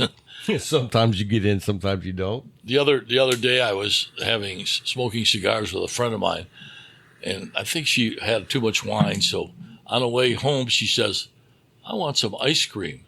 10 o'clock at night. I go, where am I going to? I pulled into the Riata. They were closed, but they were still there. Went inside, and they put 2 sundaes together for us. And now, if that's not impressive for a young lady, right? Right. No, but it was fun. It was fun. That is fun. So what's your favorite thing on the menu at Riata, just out of curiosity? Honestly, we have carne asada with 2 enchiladas, cheese enchiladas. It's fabulous. That's the one to go to. Yeah, but everything on the menu, although they've veered off a little, I only put things on the menu I like. Ah. Yeah, so and people go, what if somebody doesn't like that? I don't care. There's lots of other restaurants that's right. you go to. And that's not been the case, obviously. I had the blackened trout, and that was amazing. I'd never even had trout before. Yeah. But I was like, you know what? I'm going to try something new, and it was lights out. Yeah, and I'm not a big fish guy, and I love our blackened tilapia. I like our blackened trout. I actually like the buffalo ribeye that's blackened. Okay. Yeah. In fact, I had it Saturday night. It was delicious. Put that on the list. Yeah. So tell us about how you expanded from injection molding to get into the cigars. Were you always a cigar smoker? Over my life as a young man, I smoked cigars mostly on safari, or mostly when I was at the ranch. Okay. Because I didn't even know about cigar lounges back then. I could go smoke at cigar lounges. And one of my friends opened Silverleaf, and I never even thought about it. And then one day I was somewhere, and I was in Washington, D.C., and there were the director in the FBI that was in charge of weapons of mass destruction. He took me to his cigar lounge, and I thought, son of a gun. So I remembered my friend had a cigar lounge, and that was years ago. And so I ended up going to Silverleaf and never stopped, and that was the beginning of my cigar ventures. What year did Silverleaf open? Was that like 2012? 5. Okay. 5 years ago. Oh, 5 years ago. Yeah. So 2015. Yeah. Wow. So you jumped both feet all the way in. The doctors have a word for it. They call it ADD. Yeah. Well, and I mean, just listening to your history, you've always been constantly. You're one of the guys that if you're not working, you're not happy. True. And I understand that. If I'm my wife always says, you never take a day off. And I say, I can't wait till my regular days off so that I can work on this. Oh, you're good. But you know what I mean? It's like I look forward to my weekends for my regular job so I can work harder on this. Yeah, I can. You know, I must admit I enjoy. I must admit I enjoy not banging my head against the wall every day, but I enjoy working with Dan, so I don't mind at all. And Dan stops by, we'll smoke cigars, and we're undisturbed, and you know, we talk and discuss every aspect of this business, the cigar business, as well as the other responsibilities Dan has corporately. Yeah, because I mean, and that's what blows me away is, first of all, I think Dan has revolutionized the cigar industry. I mean, the things that you guys have do, and I can't believe that other cigar companies haven't figured out that they need to be watching you guys, because it's like what you guys are doing, nobody else is doing. Yeah. And it's going to catapult you guys to the front of the herd. Yeah.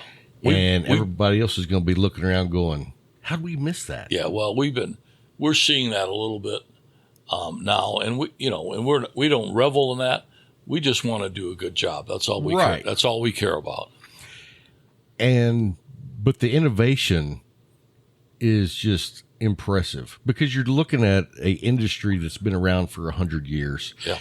And things don't change quickly. You know what I mean? Yeah. What change has been decades in the making.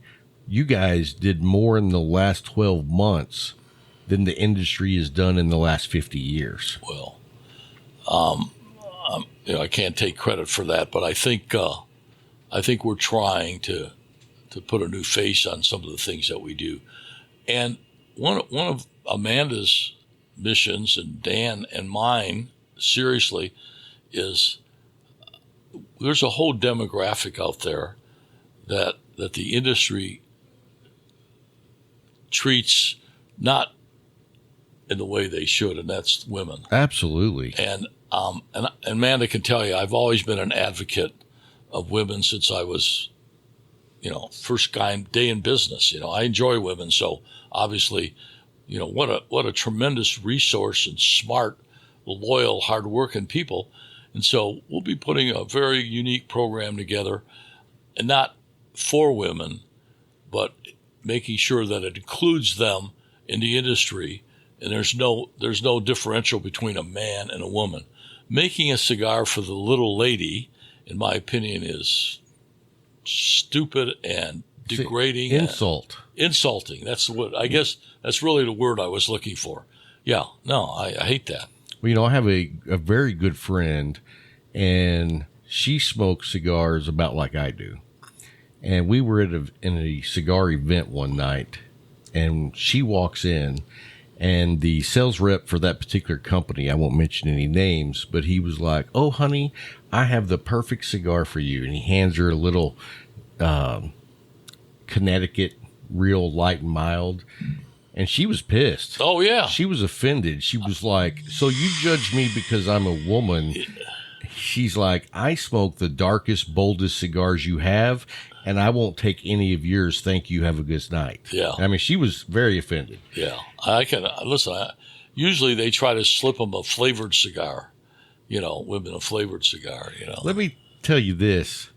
We came down here a couple of weeks ago, and Luke, my son, smoked his first cigar, which was a Riata from Micallef. Then he smoked that night a Connecticut. Well, then we went to another shop on that same road trip, and they gave him a infused flavored cigar because, he's just a brand new cigar smoker. He's only 20. And anyway, he lit that up, and he was just kind of like, I was like, that's different, isn't it? Yeah, I was like, if you like flavored infused cigars, more power to you. That's not my thing. I don't enjoy them, but there's people out there that's what they like. But if you want to really get to know your tobacco, you want to taste the tobacco. And so I was just interested to see what he would think. and he didn't smoke. He didn't smoke very much of it. I can tell you that. Yeah. But he did try it, so he got about half of it down. Yeah. But I was like, because the person that gave him that also gave me one, and I was like, oh no, I'm not smoking. Gave you a flavor too? Yeah. And I was like, That's unbelievable. yeah, I was like, you don't know me very well, do you? No, I guess not. So your son's 20 years old. 20 years old. I do have cowboy boots older than him in my closet. I think I've got cowboy boots It's older older than him. So when you came to Texas, did you already have cowboy boots, or did you get boots after you got here? No, I had cowboy boots since I was 5 years old. Oh, you know what? On top of my humidor for decoration, there's a pair of cowboy boots that I got when I was 2 years old. Oh, cool. And they're the pointy-toed. You remember what they look like? Oh, God, yes. So I guess those boots are 49 years old. There you go. Right. That's super. So what do you got coming up for you personally? I mean, are you getting out? COVID keeping you locked down? Is there any activity? Because I know you love to go to the ranch. You love to drive your car. Yeah, I've been going to the ranch. Do you drive? I drive now instead of fly. We sold all of our planes in 2008. I saw the crap hitting the fan, and I thought, I don't need to be spending this kind of money. When the economy's tanking. And I knew from what was going on that it wasn't going to be a short-lived cycle. And then, not to offend anybody, but I didn't think our president had the background to turn this thing around quickly. Right. So we probably needed Trump back then, but at any rate, I've been going to the ranch. I've got several trips planned. Like this week, I'm going to go up to Telluride for a couple of days. Okay. Because we have a place up there, and I haven't been there in years. And after Janie passed, I hadn't been to the ranch for 8 or 9 months. Oh wow! And it's a pretty big complex, and they were working hard keeping up with everything, but they didn't quite have the vision that I have with respect to what I want it to be. Right. So I've been there making sure Overseeing. that we're bringing it back up to the standards. And if you were there, you would go, "Hey, Al, everything's fine," but not for me. No, you have a certain level of your vision, and that's how you want it. Yeah. And I understand that. So when you decided to buy a ranch or a place that you can get away, yeah, it surprised me because I know a lot of guys buy places like up in Colorado or New Mexico where it's a little cooler. Is it hot out at the ranch? Well, we're at our elevation. Most people, it's the best kept secret in Texas. Most people don't know we have 8,000-foot mountains in Texas. Yeah, that's 8,500 actually. My ranch house is in the center of a massive caldera of a volcano. Oh wow! Yeah, this is a big volcano area. It was in the igneous rock. The volcanic rock is overburden on the limestone when it was But I had one ranch. I sold that one, where half of it was volcanic and half of it was limestone. So on one side we found nothing, and on the other side we found all these shark's teeth and all these fossils. But at any rate. So at 5,000-foot elevation where our ranch house is, we have kind of the same weather that Denver might have. Oh, really? Yeah, and then being mountainous, I got to stop talking with my hands. Being mountainous, we get a lot of, at this time of the year, we should be getting a lot of afternoon showers. So it gets up to 80, 85. Then you get big afternoon shower, drops down to 70. So it's cooler than here. Oh yeah, much cooler. And then at night it's in the 60s. So if I'm on the porch smoking a cigar, I've got a jacket on. Yeah, well, I can tell you that our national sales manager, Andy, is just super. He is he's a great manager of people. He's been in the industry. That's where we have a lot of knowledge about the industry among our sales team. And the quality of the people we have today far surpasses when I first started. And we continue to pick up really good people, and Andy's done a great job of recommending people that he knows and is aware of. And I love traveling with most of these guys. You know, the ones I've traveled with, I've had a good time with and developed good relationships and good friendships. Well, after I talked to Andy, I thought it was genius to bring in a guy from the hotel management type business where the focus is on customer service. Yeah. And that's genius to bring in a guy like that for a cigar, because you wouldn't automatically think those go hand in hand. But I think it's a just perfect marriage. And then on top of that, obviously, he has a lot of background in selling cigars. Right. Yeah, from other companies, you know. But with his hotel management, I was like, oh, that's perfect. Yeah, no. Because he sees the big picture. And Dan gives them, the sales team, so much data that most of us, our gut is pretty accurate, okay? But when you see the data in black and white, it makes you tweak your approach to certain things. And it's great for them to know, yes, this is successful. You know, Dan and I had ideas that a particular cigar was not selling. But when we saw all the numbers, we began to say, I'm a little surprised, yeah. And then, you know, there are a lot of little things like that you don't.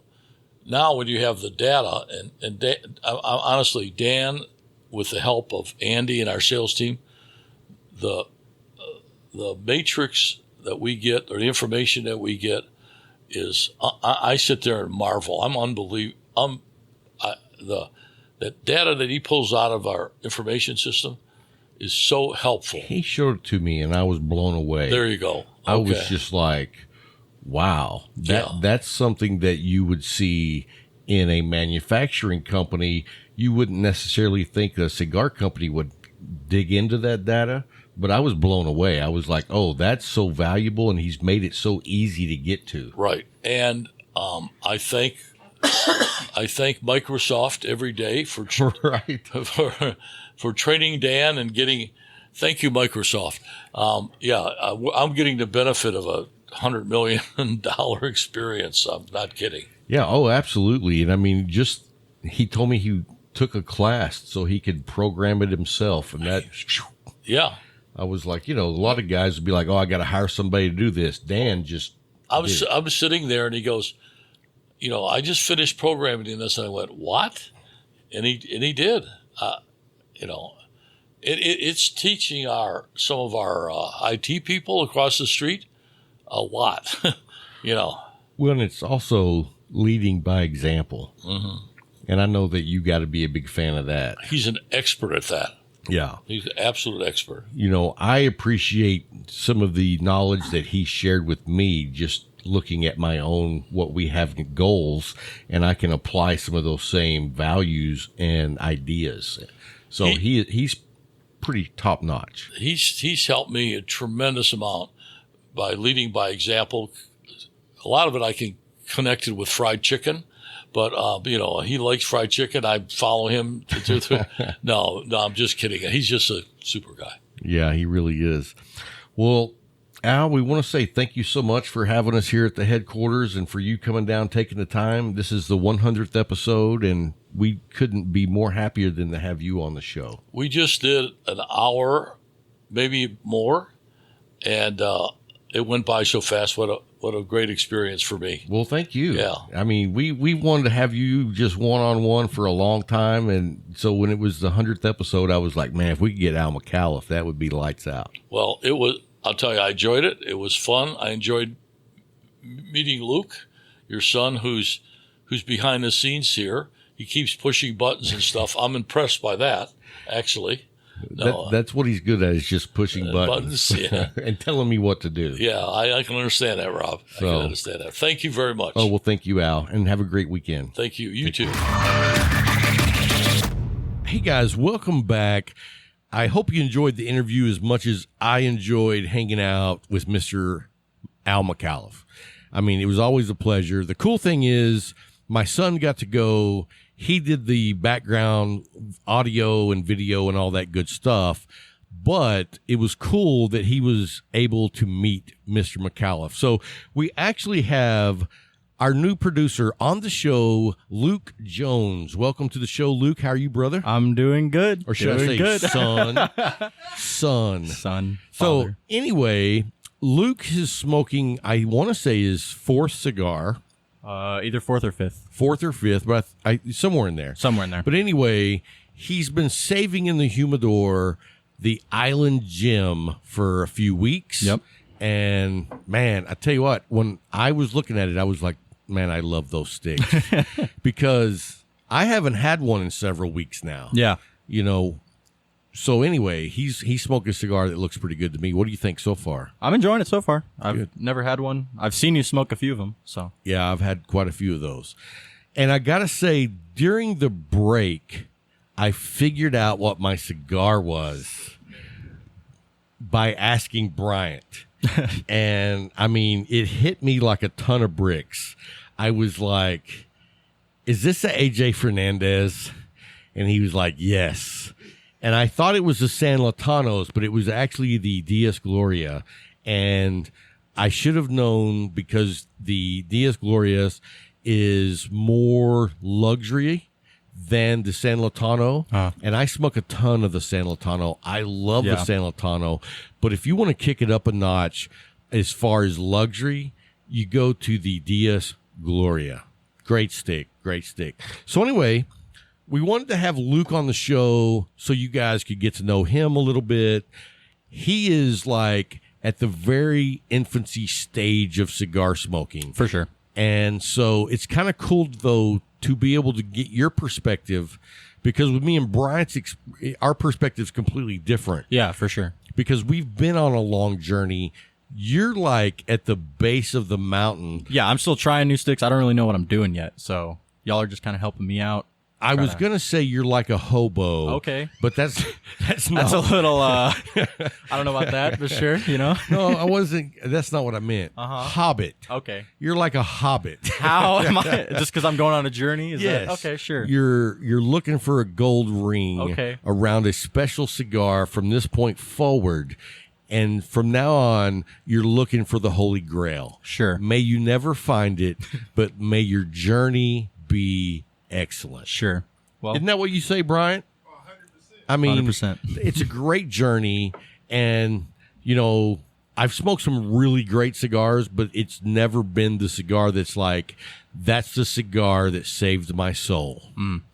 So, you know, you hope that cigar's out there, but at the same time, you don't want to find it because once you find it. Then there's a cap. Right. Yeah. There's a cap on how good they can be. Right. That makes sense. So, and I've had some really good cigars. So let's talk about, you're going to be coming on board full time. Yep. In about 2 weeks. Yeah. Basically 2 weeks. So once you come on full time with Cigar Talk, and because right now I'm going to tell everybody, I've been struggling with the amount of work it takes to do the pre-show, the regular show, the pre-show video, the regular show video, the auditing, editing for the pre-show, and the editing for the regular show. Sure.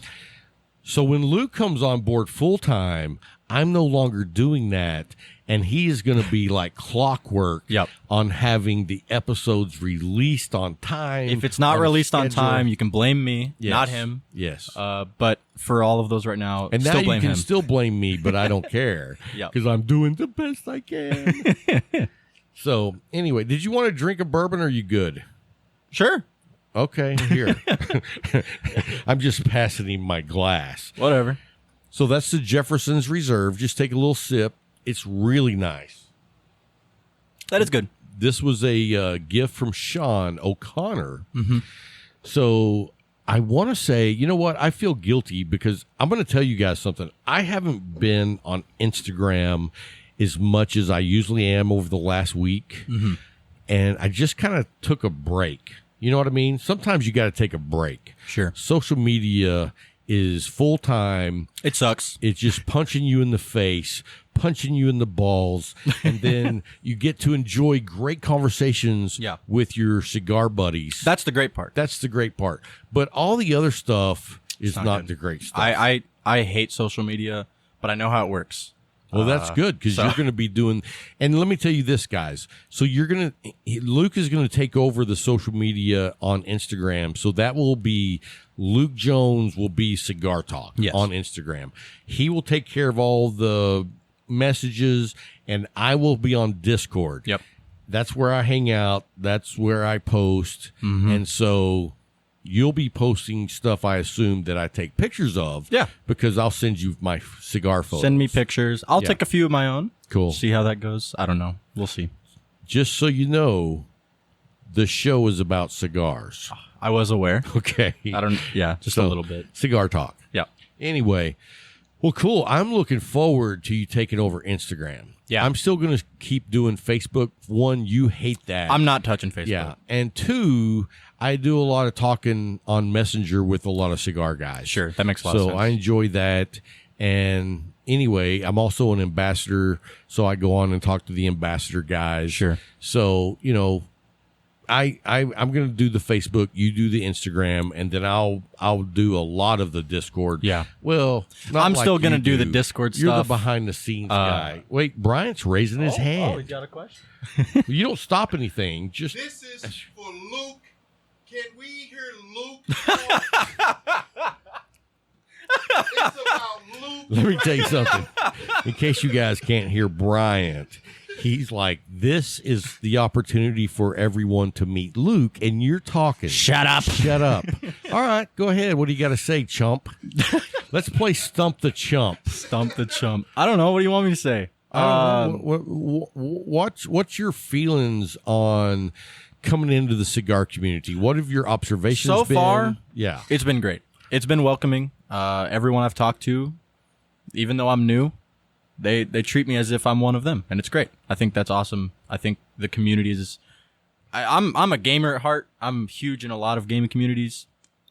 You're not used to being I'm not welcomed. used to being welcomed. I'm used to people going, you're bad at the game, get out. So, so this is good. This is a good change. Because I don't know what I'm doing still, but people are they're trying to give me advice, telling me what's wrong with what I am doing, and trying to help me fix it instead of just telling me what's wrong. And the cool thing is too, is like with your own friends, Right. Like in your gaming community and your local friends, like. Even though you're a newbie at cigars, you already have the knowledge way beyond what they could have. Yeah. Just because you sit here and listen to Bryant, the expert.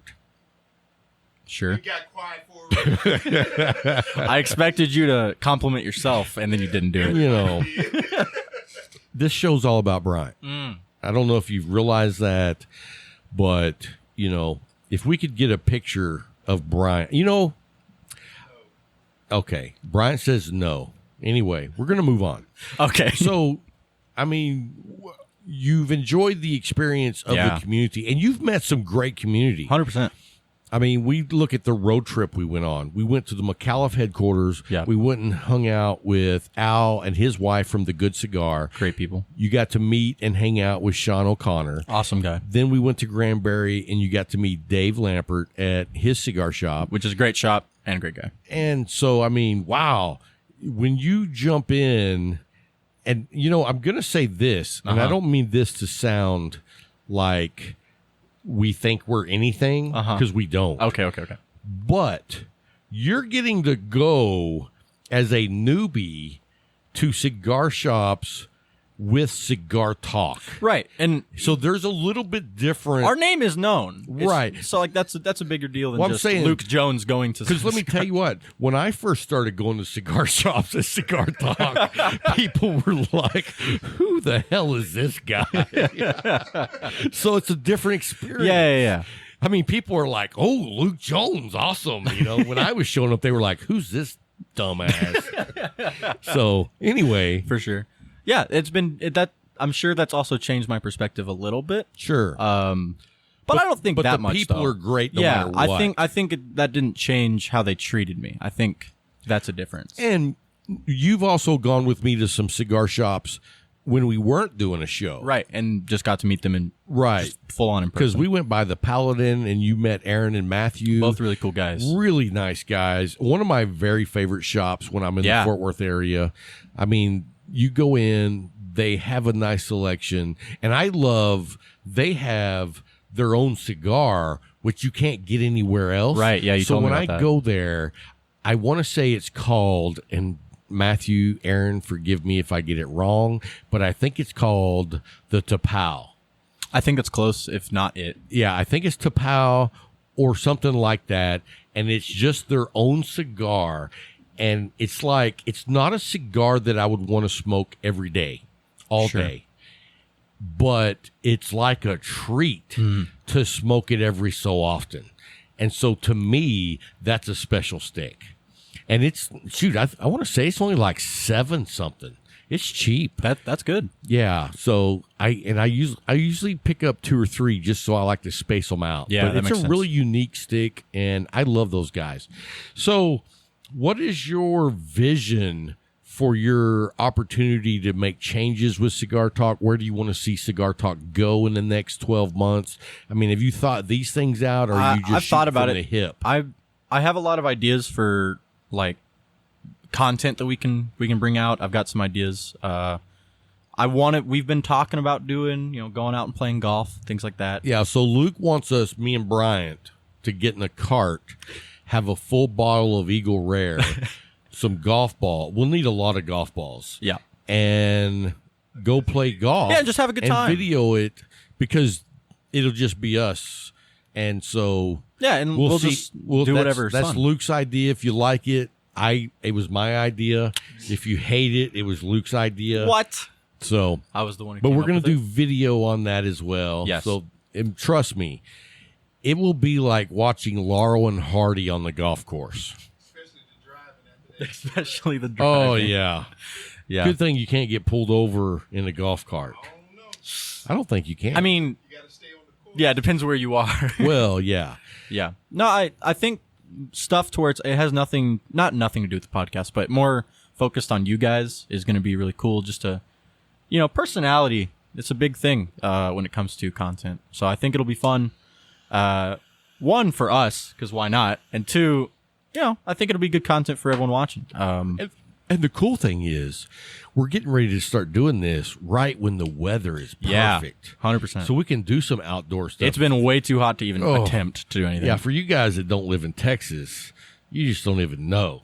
But I'm not going to play golf when it's 105. I've been there, done that when I was young. And, when I was young and I played a lot of golf, my tee time was the first tee time Yeah. of the day, or I didn't go play. And my son used to go with me whenever he was young, Yeah. and it would still be dark when we're getting on the tee box. And And we'd be gone by the time the sun was getting hot. oh, yeah, we would be gone by We would 11 be o'clock gone. at the latest.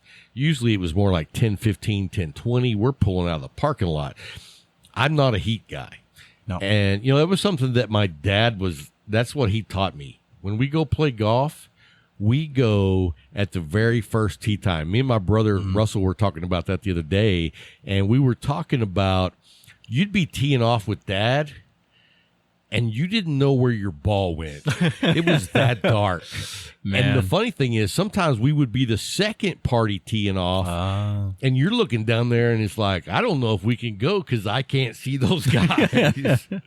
But that was a lot of fun, and so we're going to do some fun things like that. Yeah.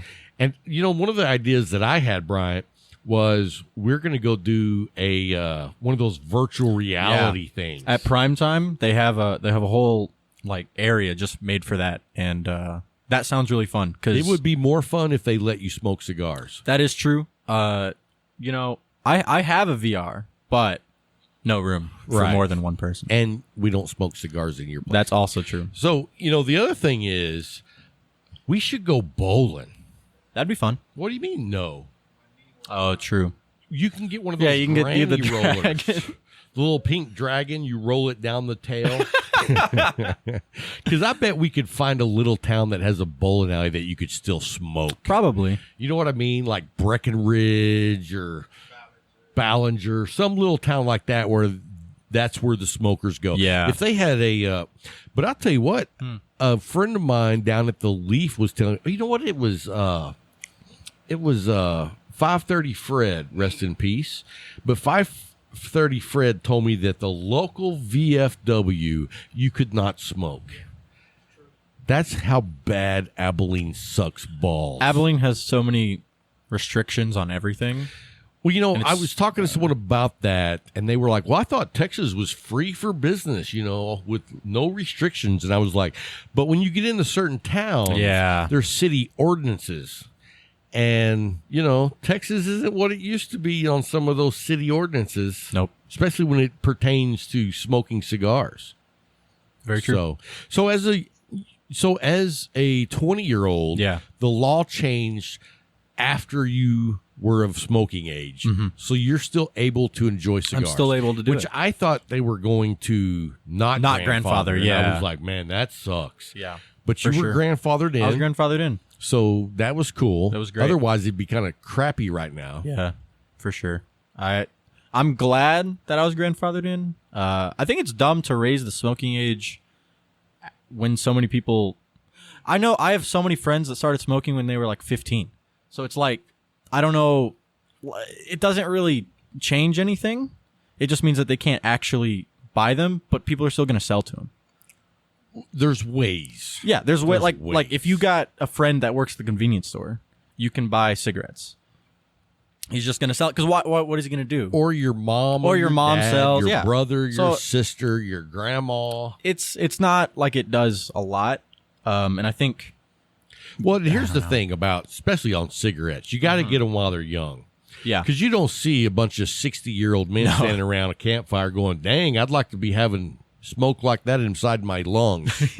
I should start smoking." Very you true. know, that's why you got to get people when they're young and they're dumb and they want to fit in, and that's like a way into a group. Yeah. And because I know, because I smoked cigarettes when I want to say I started when I was 15, maybe 14. I was in 9th grade and I started smoking clove cigarettes. Because, man, clove cigarettes were cool. I used to keep them in my sock up underneath my pant leg. And anyway, that's how I got into smoking. And you know what? It was the worst thing I ever did. That's what everyone I know who smokes cigarettes says. It's like my friend Matt, who lives in Canada. I was talking to him the other day, and he was like, yeah, I wish I never started.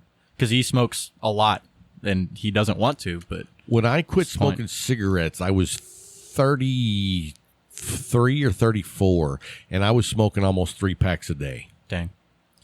Probably 2.5. Yeah.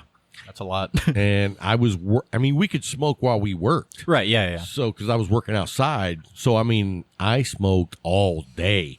But I tell you what, man, smoking cigarettes, I felt like death warmed over. And if I had to walk from here to there, I was out of breath. Yeah. And cigars doesn't do that. No, not at all. When I went to my last doctor checkup, my doctor said, your lungs sound really good.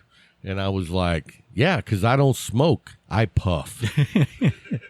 It makes a big difference for sure.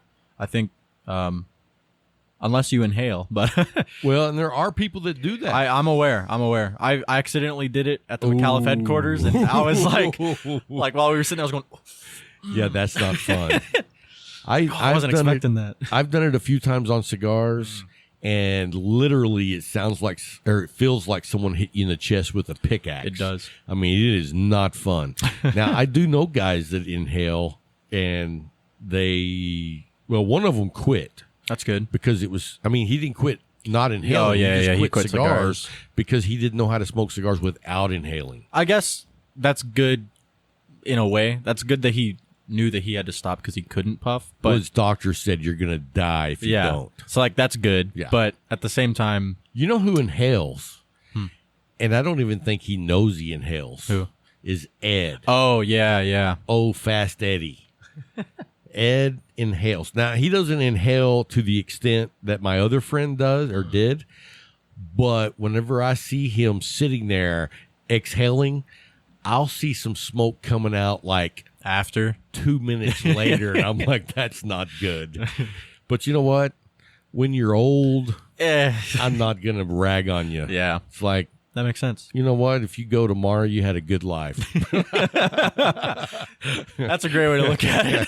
There you go, Ed. So you have met Larry. Yeah, a couple times. Yeah, he's met Larry. See, you don't ever hang out with us.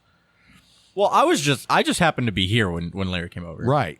And he wasn't. So Okay. You've met Larry here. You've met Ed here. Yeah. You've never seen Big Boy here unless he was recording. That's not true. Because I was here when I was playing the game. Yeah, Okay, yeah, I would okay. come in. Y'all were sitting in those chairs playing All right. Madden. Hey, when are you going to You bring losing? your game over to play? I'm actually going to buy another. Oh, are you? I have one. I have Madden, I think. He has one. I can just... I All don't... you have to do is bring the game over. I think I have the game. No, he's got the new one. Oh, the new one, yeah. So, Gotcha.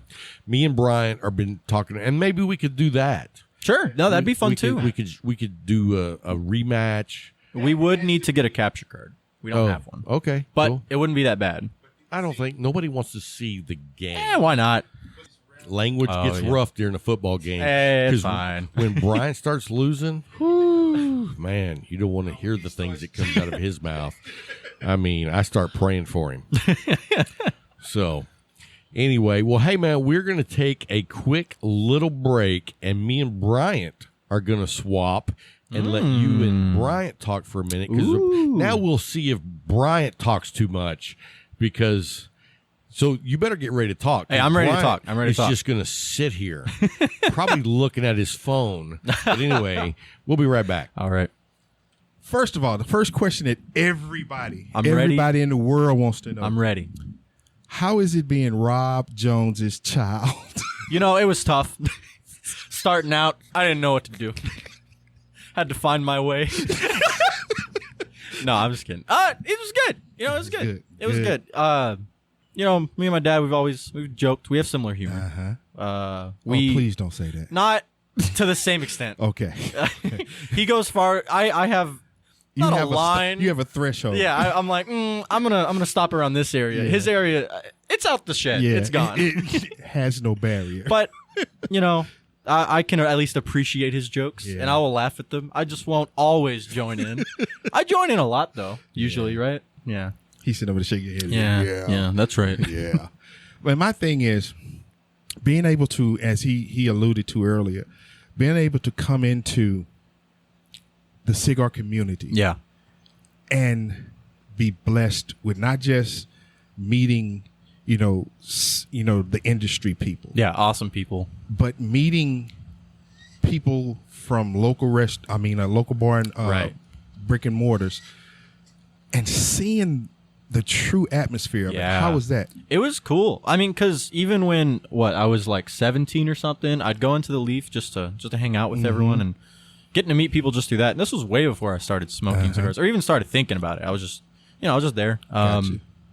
And I got to meet a lot of cool people and growing through that, really interesting. And then once I started smoking cigars, people, they're like, oh, you should try this. Yes. Or, just sort of giving me that sort of like, oh, you're here now. All right. And I'm like, okay. He's advanced. he's better than Rob. He can learn. You can learn.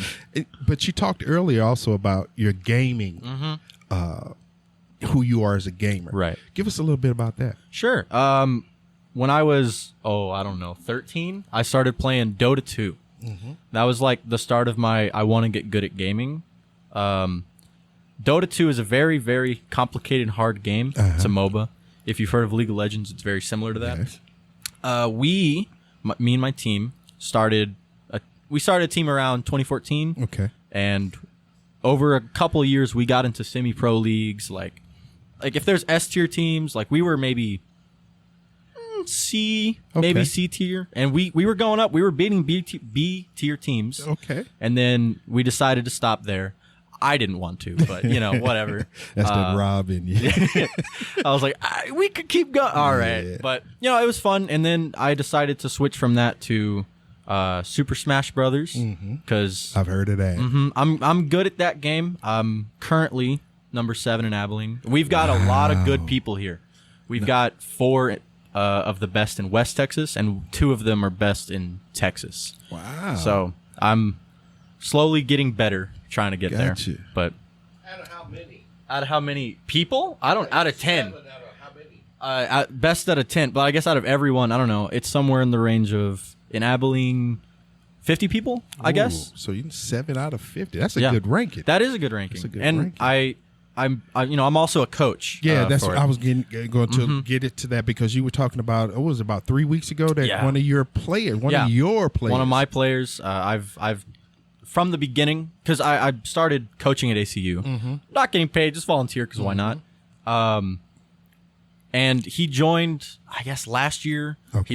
He wasn't a freshman, but he decided to try his hand at Smash, and he was good. He wasn't he wasn't bad. But over that year, I was already ranked like 10 or something, and now he's better than me. I can still give him advice because I know the game. That's you. That's Yeah. your coaching ability. I've been working more on him than I have on me. Yeah, other than your dad. Anyway, so we're going to go a little bit further than that. Sure. I want to say this, and it's the truth. You have brought more stability to Cigar Talk Okay, sure. than has ever been envisioned. Hey, I believe it. I'll agree for sure. Give us, Oh, okay. like, he started to allow you to Yeah. speak on it, then he kept talking, and I tried to cut from it. But give us your vision of where Cigar Talk can be in Sure. 12 months. I think in 12 months, I don't know the size of, I don't know where we are on the scale of Cigar Podcast. We've talked about it, but I don't remember off the top of my head. I think in 12 months, if things go well, peak, we could be contesting for number one in theory. Yeah. That's the goal. See, that's what I'm talking about. Yeah, I think we have the potential to grow. Yes. Way beyond what others have. See, he has a vision, Rob. Your vision was taken in Lubbock. His vision was having fun. See, but we can have fun too. That's also part of it. Come on, preach to Having him. having Come on, preach to fun him. is like, if you don't have fun, then why are you doing it? Thank you. That's the only reason I do Smash. That's true. But we're talking above the table now, so I think a big part of any content is you have to love what you're doing. Yes. And if you don't, it shows. Yeah. Real, like genuine, you see it. You can see it when what you're doing is good. If you aren't proud of what you're doing, don't put it out there. that's true. What made you want to be a part of it? I don't know. I saw something in it. Okay. I've been talking to him about it for, I don't know. I guess since you started it, you just not about joining. Just I hear tidbits. I want to know. Fair, he was with me the very start. Good. Yeah, I was. I mean, good. the train car. I don't know what episode that was. One. Oh, that was number one. Yeah. Yeah, I was there. We tried to film it. Yeah. We tried to film it. We got, in my opinion, some good stuff, but then we didn't get to put it out. Okay. So it kind of sucks, but it was still good. So you've been that conscience Yeah. to him from the beginning. So let me ask this, and Sure. everybody wants to know this too. Okay. Why wasn't he listening to you? I don't know. I honestly wasn't giving that much input at the time because I was like, I don't really know how a cigar community is or how they want to hear stuff. So I was like, I don't know, maybe this is exactly what they want to see. And I don't think I was wrong. I think I was just almost. I'm almost right, I guess. If that makes sense. I think we're here. They want to be here. Okay. I think we're close. I love this because you can hear the humility in him. He understands that there's still room for growth. Yeah. Stay away from the mirror. Stay away from the mirror. Because as I long will. as you keep looking and seeing him, we're going to go the other We gotta direction. go. We gotta go. We gotta get out of here now. For real. I really wanted to say thank you. And because you gave a different perspective to us. You did. Me and Rob, we're in our 50s. Sure. We had, it's that old dog mentality. It's really hard to teach us, especially him, a new trick. But you came in and with your youth, your vigor, you stand on a lot of things. And I love that. Your dad will sit back, and you're like, no, we need to do this. And then he'll sit back, all right. And then when we do it, it's a blessing. It comes out good. And then he'll sit back and he'll take all the accolades for you. It was me. No, it wasn't. It was Luke. It was Luke. It was him on a lot of it, though, to give him some credit. Yeah. But Can't give him it was too a lot, much. a lot You see of his me. head growing already. It was Look kinda at it. me. Look at it. But I truly want to say thank you for coming in and bringing that different perspective. That it's a blessing to be a part of it. Oh, that outside eye that saw a lot of things that we didn't see or we didn't want to see. Sure. And you stood on it. You was like, no, you need to do this. No, you need to say this. You need to act this way. You need to, like with the cameras. I love that day. I wish we could have filmed that day. I think I know what day you're talking about. Yes, where he kept saying, no, I'm not in. You like, yes, you are. You're Don't good. touch it. But the way you stood there and you stood your ground and he just had to accept it. And then when we looked at it and when you look at it on YouTube, it was great. But it was because you stood your ground. Sure. And I appreciate you coming in, man. Yeah. I appreciate you bringing that mindset. I appreciate you bringing that just like, you know what, Dad, I understand this is yours, but this is how you can make it better. Yeah. And keep doing it. Yeah. Please keep doing it. I think a big part, because for me, I was originally, before I knew what I wanted to do, I was trying to figure out what I want to do for college. I was thinking, I know I'll be an event organizer, something like that. Just because I like the idea of running things and helping people get what they want to get out of an event or something like that. And then I was like, oh, that's a lot of work and not great pay. And I was like, so no. And then I was like, I'll do digital media. Okay. So I went to TSTC for 5 weeks. I don't know, not long. And I was like, I was getting almost straight A's. Like I was doing good. While there, I was like, man, this isn't what I want to do. Because they're going to get me some job for an editing company for a big, probably not a big, but because I don't get a degree out of that. They just get me a job, which is great. But I was like, I think I can do that on my own. You're looking more for a career, not a job. Right. It's just like you said earlier. If you love what you're doing, then it's no problem. It shows in your work. And that's what we're getting from you is you sit over there and when you're at the equipment, I'm not saying that it's perfect, but it goes flawlessly. I've definitely made mistakes, but we're also still learning. Yeah, your mistakes. Oh Lord, that's true. Like we're 20 minutes in. Oh, I didn't tape any of it. that has happened a few times. While not for me, but for him while I was over there. And then, like you said, for him. Yeah. But then we moved everything over there, and I didn't know how. I mean, I have a board similar to that in my house. Which I just use I stream sometimes. I just as a gamer, yeah. But I've never recorded off of it. Okay. I've only ever recorded off the computer. So I was like trying to figure out how that works and levels. But I think I've got it down now, at least for the most part. Oh yeah. Still learning, of course. Hey, you've taken us into the 21st century. When I was with Rob, we were still using chisels and hammers. We got it. We're still in the Bronze Age. Yeah, the Bronze Age. No, we don't. But we're good. Him buying into bringing you in solely and not being the dad about it is what I applaud him about, because I sit back and I look and I remember when it was just me and him, he'd stand on stuff. And I'm like, man, that ain't going to work. Yeah. But then you come in. And I love it because not a lot, but 4 or 5 of your ideas were some that I pitched to him and he wouldn't ride with it. Yeah. And then you said it and you stood on it and then you showed him how it would work. Yeah. And then we did it. I don't know the night, but there was a night to where I came in here. He was telling me about the show, some future plans. And I was like, that's really good. And then I think you should also do this. And I started just talking ideas with him. This was before he brought me on. And then I think he started doing some of those things just to try it out. And then I want to say it was 2 weeks later, he was like, hey, I think it could be good if you came on. We want to do I was like, okay, yeah, I'll do it. Yeah. And I love it, man. I truly love it. We sit back and all 3 of us in here joke. We get into modes, but we understand what Cigar Talk is. Yeah, for sure. And you've bought into our mentality of we're going to put out the best that we can. Yeah. No matter what.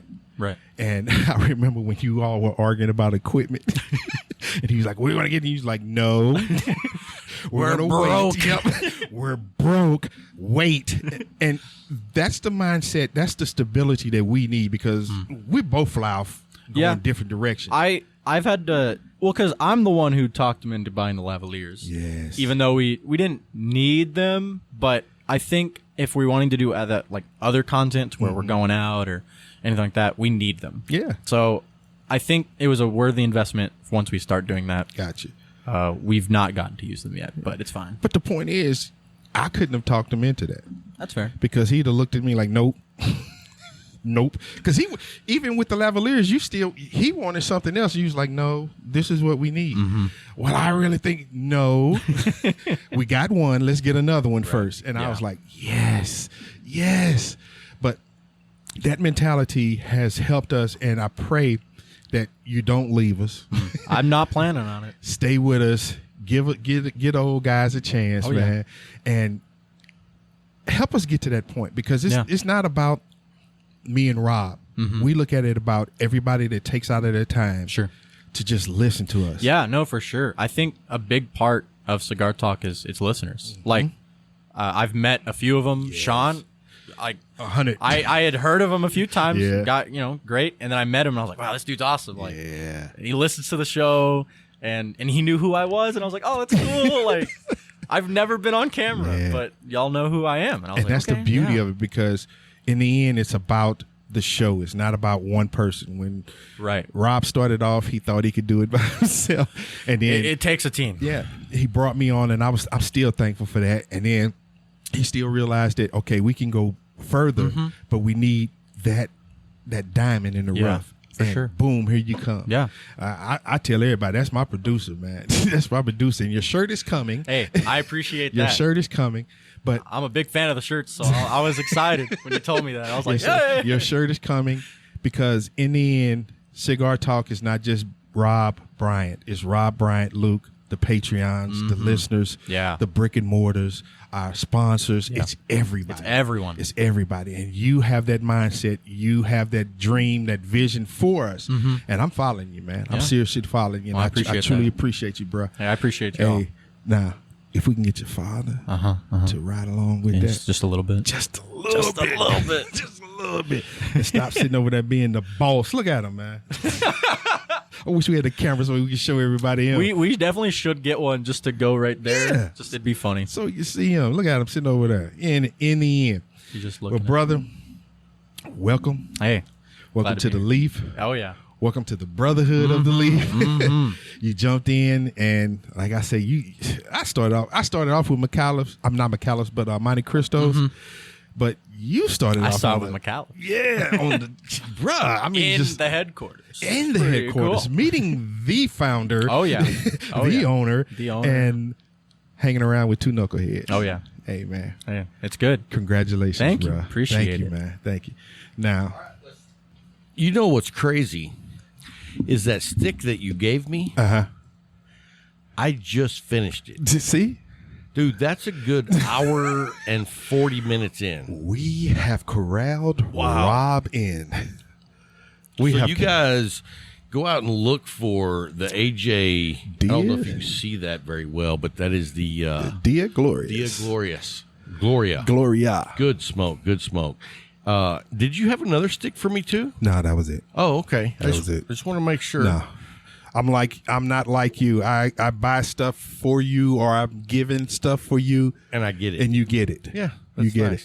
That's why I was like, when he said he had a stick over it, I was like, Lord, did Rob smoke it? I just want to say, for you guys who made it through that love fest of Luke and Brian on together, holy cow! I don't know. You have to allow the man to speak. I could barely. They hear us every week. They hear you and some of me, and then when he got on here, it was you again, and I'm like, let the dude talk, man. Sound like some love fest going on. Just let the brother talk, dude. Man. They wanted to hear Luke. I just want to say thank you to everyone who's still listening. Holy moly, man. You know what? I'm listening. Good. Good. Anyway, learn how to do that. You know what? We want to say thank you to all you guys that listen every week. It's episode 100. We're excited to make it that far. Who knew, Especially from the beginning. Yeah. It's been a journey, and we just want to thank, and there's a lot of guys that I talked to that have made it with us the entire journey. Yes. And I want to say thank you to you guys. I know a lot of guys who listen, they go back and listen to all the old shows. But, you know, a lot of guys that I know that stuck with us from the very beginning, and it's like, wow, thank you, because it was rough. It was rough. But we want to say thank you to you guys. Hope you enjoyed episode 100. Hunt it. With Mr. Micallef. Yes. And bringing on the Luke Jones. The Luke. So, anyway, guys, we will see you next week. And until next time... Oh, we haven't done the weekly giveaway. That's why we have a producer. That's why we have a producer. What's that? I don't think so. So we will do that now. So if you haven't registered, go to cigartalkpodcast.com and you just register your email address, your name, and we do a weekly giveaway, which we're looking at doing something a little different coming up real soon, but we'll keep you updated on that. But anyway, our weekly giveaway right now is with Moose Mountain Goods Coffee. They just opened a brick and mortar shop here in Abilene. We're excited to see what happens with these guys. We love their commitment. We're actually finally seeing some progress on a dark roast for the coffee smokers. So we'll be talking about that real soon. And so anyway, let's get to this week's winner. And this week's winner is going to be... You got to be kidding me. What? William White. You got to be kidding me. Dude. How did it land on him? No kidding. Bill, congratulations. Yes. Wow. That dude wins everywhere. Everywhere he goes. Especially with Ed Micallef. We need to William White. William White. Get in a lottery pool with him, guy. because we'll know we win then. So anyway, William White is our winner this week. It's with yahoo.com. So real old. I know. I'm surprised it's not AOL. Yeah, the I. You're right. Still got the disc you put in the computer. So anyway, congratulations, Bill. When you hear that you won, send us an email and send it in the cigar line, in the subject line, put Cigar Talk winner, and in the body put your name, mailing address, and whether you want roasted beans or ground. And we'll get that sent out to you, brother. Hey, that's going to wrap up this week's show. I hope you enjoyed it. It is episode 100. 100. Thank you, guys. We just are honored that you would hang with us. So anyway, till next week. Keep smoking.